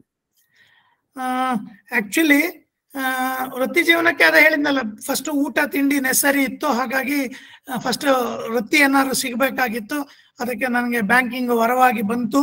ನನ್ನ ಶಾಲೆಯಲ್ಲೂ ಕೂಡ, ಜೂನಿಯರ್ ಕಾಲೇಜಲ್ಲೂ ಕೂಡ ನನಗೆ ಹೆಲ್ಪ್ ಮಾಡಿದ್ರು. ಸ್ಟೂಡೆಂಟ್ ಟ್ರೈನಿಯಾಗಿ ಒಂದು ಅವರಿಗೆ 5 ಜನರನ್ನ ಸೆಲೆಕ್ಟ್ ಮಾಡಕ್ ಕೊಟ್ಟಿದ್ರಂತೆ. 5 ಜನರಲ್ಲಿ ನನ್ನನ್ನು ಕೂಡ ಒಬ್ಬನನ್ನಾಗಿ ಮಾಡಿದ್ರು. ಯಾಕೆ ಅಂತಂದ್ರೆ ನಾನು ಅಕೌಂಟ್ಸ್ ಅಲ್ಲಿ 100ಕ್ಕೆ 90-92 ಮೇಲೆ ತೆಗಿತಾ ಇದ್ದೆ. ಹಾಗಾಗಿ ಅವರಿಗೆ ತುಂಬಾ ಖುಷಿ ಆಗ್ತಾ ಇತ್ತು. ಈವನ್ ಎಕನಾಮಿಕ್ಸ್ ಅಲ್ಲೂ ಕೂಡ ಒಳ್ಳೆ ಅಂಕಗಳನ್ನ ಗಳಿಸಿದ್ದೆ. ಹಾಗಾಗಿ ಎಕನಾಮಿಕ್ ಮೇಸ್ಟ್ರು ಮತ್ತು ಅಕೌಂಟ್ಸ್ ಮೇಸ್ಟ್ರು ನನ್ನ ಹೆಸರನ್ನ ರೆಕಮೆಂಡ್ ಮಾಡಿದ್ರಂತೆ. ಸೊ ಅದು ನನಗೆ ನಿಜವಾಗ್ಲೂ ಒಂದು ವೃತ್ತಿ ಜೀವನಕ್ಕೆ ಪ್ಲಸ್ ನನ್ನ ಮನೆ ಜೀವನಕ್ಕೂ ಅವಾಗ ಅವ್ರು ಕೊಟ್ಟಂತ ಸಂಬಳ ನನಗೆ ಸುಮಾರು ಸಾಕಾಗ್ತಿತ್ತು. ನಾನು ಆಮೇಲೆ ಪ್ರೈವೇಟ್ ಅಲ್ಲಿ ಕೆಲಸ ಮಾಡಿ ನಾನು ಗಳಿಸ್ತಾ ಇದ್ದಿದ್ದಕ್ಕಿಂತಲೂ ಅವ್ರು 2ರಷ್ಟು ಹಣವನ್ನ ಬ್ಯಾಂಕಲ್ಲೇ ನಮ್ಗೆ ಸ್ಟೂಡೆಂಟ್ ಟ್ರೈನಿಗಳಿಗೆ ಕೊಡ್ತಾ ಇದ್ರು. ಸೊ ಇದು ಒಂದು. ಎರಡನೇದು, ನಾನು ಆಕ್ಚುಲಿ ಮುಂದೆ ಹೋಗ್ಲಿಕ್ಕೆ ಸ್ವಲ್ಪ ಹಿಂಜರಿತನೂ ಕಾರಣ ಇತ್ತು. ಮನೆ ಪರಿಸ್ಥಿತಿಗಳನ್ನು ಹೇಳ್ಕೊಂಡು ಕೂತ್ಕೊಂಡಿದ್ವಿ. ಆದ್ರೆ ನನ್ನ ಸ್ನೇಹಿತ ಅನಂತ ಆಚಾರ್ಯ ಇದ್ದಾರಲ್ಲ, ಅವರು ನನ್ನ ಇನ್ನೊಬ್ಬ ಸ್ನೇಹಿತನ ನನ್ಗೆ ಅವನ ಹತ್ರ ಕರ್ಕೊಂಡು ಹೋಗೋಣ, ಅವರು ತುಂಬಾ ಮಾರ್ಗದರ್ಶನ ಒಳ್ಳೇದ್ ಮಾಡ್ತಾರೆ ಅಂತ ಗೊತ್ತಾಗಿ ಅಲ್ಲಿ ಹೋದಾಗ ಕೆಲವು ಪ್ರಶ್ನೆಗಳನ್ನ ಅವನು ಕೇಳ್ದ. ಉದ್ದಡತನದ ಪ್ರಶ್ನೆಗಳಂತಲೇ ಹೇಳ್ಬೋದು. ಆದ್ರೆ ಅವ್ರು ಅದನ್ನ ಕೂಲ್ ಆಗಿ ಹ್ಯಾಂಡಲ್ ಮಾಡಿ ಒಂದು ಉತ್ತಮ ಮಾರ್ಗವನ್ನು ಹೇಳಿದ್ರು. ಅದು ನನಗೆ ಕೂಡಲೇ ಪಿಕಪ್ ಆಯ್ತು. ನನ್ನ ಸ್ನೇಹಿತನಿಗೆ ಅದು ಹೊಳಿಲಿಲ್ಲ. ಆಮೇಲೆ ಅವ್ನು ಕೇಳಿದಾಗ ನಾನು ಹೇಳಿದೆ. ಅವನು ಹಾಗಾಗಿ ನನ್ನನ್ನ ಮಾರ್ಗದರ್ಶನ ಮಾಡಿದ.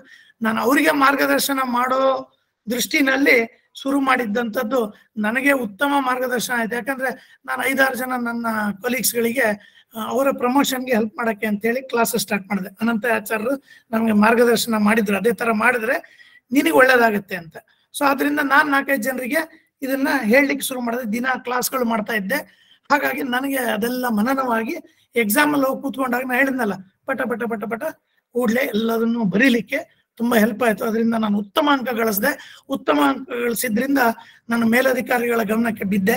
ಅವರು ಬಾ ನೀನು ಒಳ್ಳೆ ಮಾರ್ಕ್ಸ್ ತೆಗೆದಿದ್ಯಾ, ನಿನ್ನಿಂದ ನಮ್ಗೆ ಹೆಲ್ಪ್ ಆಗತ್ತೆ, ನಿನ್ಗೂ ಕೂಡ ಒಂದು ವೃತ್ತಿ ಜೀವನಕ್ಕೆ ಹೆಲ್ಪ್ ಆಗತ್ತೆ ಅಂತ ಹೇಳಿ ಹಾಗೆ ನಾನು ಉತ್ತಮ ಒಂದು ಇದಕ್ಕೆ ಅವಕಾಶ ಆಯ್ತು ನನಗೆ.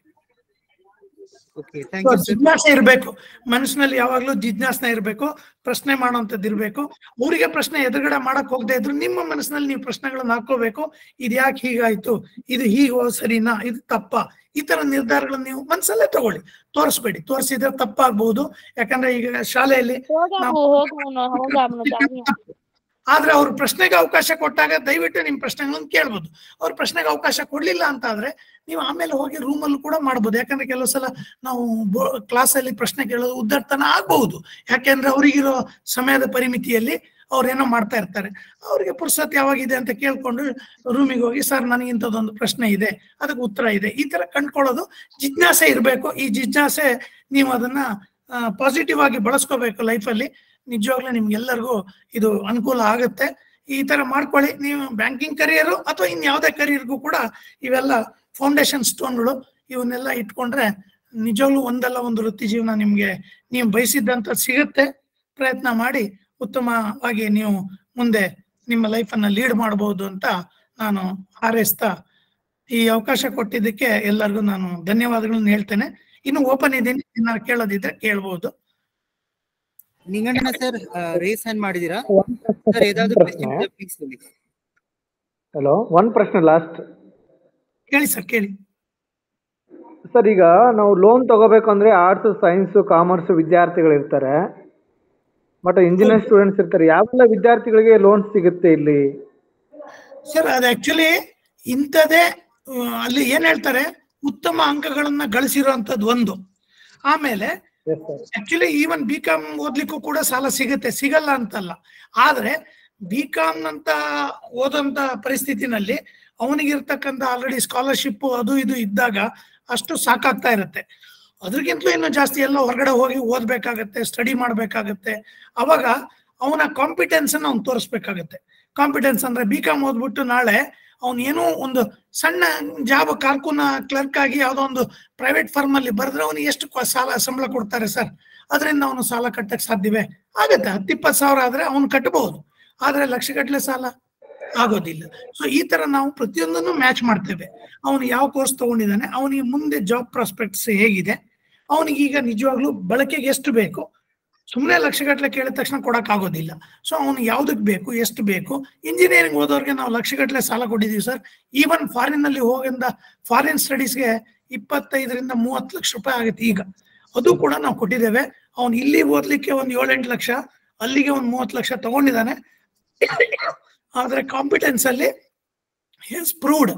ಆಮೇಲೆ ಒಳ್ಳೆ ಕೆಲಸ ಸಿಕ್ಕಿದೆ ಅವನಿಗೆ ತಿಂಗಳಿಗೆ 2-2.5 ಲಕ್ಷ ರೂಪಾಯಿ ಸಂಬಳ ಬಂದಾಗ ನಮ್ಮ ಸಂಬಳವನ್ನ ಒಂದು 50-60 ತಿಂಗಳಲ್ಲಿ ಕಟ್ಟೋದಕ್ಕೆ ವಿತ್ ಬಡ್ಡಿ ಅವನಿಗೆ ಯಾವುದೇ ತರದ ತೊಂದರೆನೂ ಆಗೋದಿಲ್ಲ. ಸೊ ಇದನ್ನೆಲ್ಲ ನಾವು ನಿರ್ಧಾರ ಮಾಡ್ತೀವಿ. ಈ ಕೊಡೋದೇ ಇಲ್ಲ ಅಂತಲೂ ಹೇಳೋದಿಲ್ಲ, ಅಥವಾ ಎಲ್ಲರಿಗೂ ನಾವು ಸಾಲ ಹೇಗ್ ಬೇಕೋ ಹಾಗೆ ಕೊಡ್ತೀವಿ ಅಂತಲೂ ಇಲ್ಲ. ನಿಮಗೆ ಬೇಕಾದಂತ ಅಗತ್ಯತೆಗೆ ನಾವು ನಿರ್ಧಾರಗಳನ್ನು ತಗೊಂಡು ಕೊಡ್ತೇವೆ. Okay, thank you sir.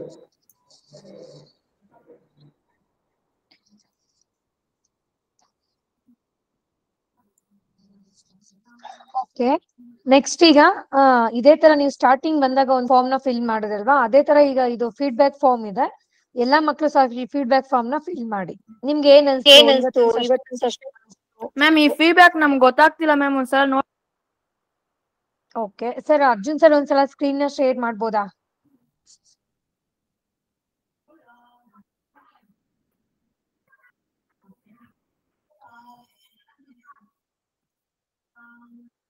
Starting ಇಂದ ನೋಡ್ಕೊಳ್ಳಿ, ಯಾವ ಸ್ಕೂಲು, ನಿಮ್ಗೆ ಯಾವ ತರ ಅನ್ಸ್ತು,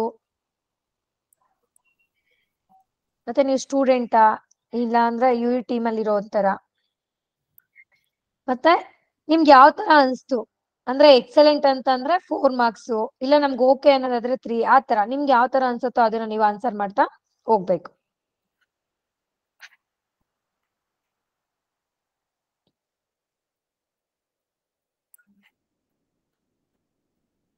ಅಂದ್ರೆ ಇವತ್ತಿನ ಕ್ಲಾಸ್ ಇಂದ ಈ ಸೆಷನ್ ಇಂದ ನಿಮ್ಗೆ ಏನೆಲ್ಲ ಯೂಸ್ ಆಯ್ತು ಅಂತ ಕ್ವಶನ್ಸ್ ಕೊಟ್ಟಿದ್ದಾರೆ, ಅದನ್ನ ನೀವು ಫಿಲ್ ಮಾಡಿ ಸಬ್ಮಿಟ್ ಮಾಡ್ಬೇಕು. ನೋಡಿದ್ರ ಸರ್ ಈಗ ಸ್ಕ್ರೀನ್ ನ ಶೇರ್ ಮಾಡಿದ್ರು.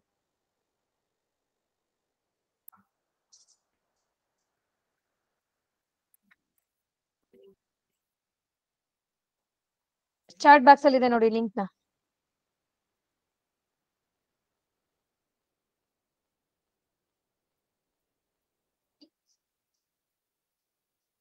Okay, thank you sir. ತುಂಬಾ ಧನ್ಯವಾದಗಳು ಮೇಡಮ್ ನಿಮಗೆ ಹಾಗೂ ನಿಮ್ಮ ಎಲ್ಲ ಇದಕ್ಕೆ ಕಾರಣಕರ್ತರಾದಂತ ಪ್ರತಿಯೊಬ್ಬರಿಗೂ, ಅರ್ಜುನ್ ಸರ್ಗೂ ಹಾಗೂ ನಿಮ್ಮ ಸಂಸ್ಥೆಗೂ ಕೂಡ ತುಂಬಾ ಧನ್ಯವಾದಗಳು. ನಂಗೆ ಒಂದು ಉತ್ತಮ ಅವಕಾಶವನ್ನ ಕೊಟ್ಟಿದ್ದೀರಿ. ನನ್ನ 2 ಅನಿಸಿಕೆಗಳನ್ನ ಹಂಚ್ಕೊಂಡಿದ್ದೇನೆ. ಇನ್ನೂ ಏನಾದ್ರೂ ಬೇಕಾದಲ್ಲಿ ಅರ್ಜುನ್ ಸರ್ ಮೂಲಕ ನನ್ನನ್ನು ಕಾಂಟ್ಯಾಕ್ಟ್ ಮಾಡಬಹುದು. ನಾನು ಎಷ್ಟು ಸಾಧ್ಯವೋ ಅಷ್ಟರ ಮಟ್ಟಿಗೆ ಇದ್ರ ಬಗ್ಗೆ ಹೇಳಕ್ಕೆ ಉತ್ಸುಕನಾಗಿದ್ದೇನೆ. ನಾವು ಇವತ್ತಿನ ವೆಬಿನಾರ್ ಕ್ಲಾಸ್ ಅಲ್ಲಿ ನಮ್ಮ ಸ್ಟೂಡೆಂಟ್ಸ್ ಎಲ್ಲಾ ಸ್ಕೂಲ್ ಮಕ್ಕಳು ಜಾಯಿನ್ ಆಗಿದ್ದಾರೆ, ಮತ್ತೆ ನಮ್ ಯು ಟೀಮ್ ಜಾಯಿನ್ ಆಗಿದೀವಿ, ಜೊತೆಗೆ ಹೈ ಸ್ಕೂಲ್ ಟೀಚರ್ಸ್ ಜಾಯಿನ್ ಆಗಿದ್ದಾರೆ, ಆ ಸ್ಟೂಡೆಂಟ್ಸ್ ಜಾಯಿನ್ ಆಗಿದ್ದಾರೆ. ಎಲ್ಲರ ಪರವಾಗೂ ಸರ್ ನಾನು ನಿಮ್ಗೆ ಧನ್ಯವಾದ ಹೇಳೋದಕ್ಕೆ ಇಷ್ಟಪಡ್ತೀನಿ sir. Thank you so much, sir. Thank you so much, sir. Thank you so much, sir. Thank you. Stopping the recording. Now, next 5 minutes.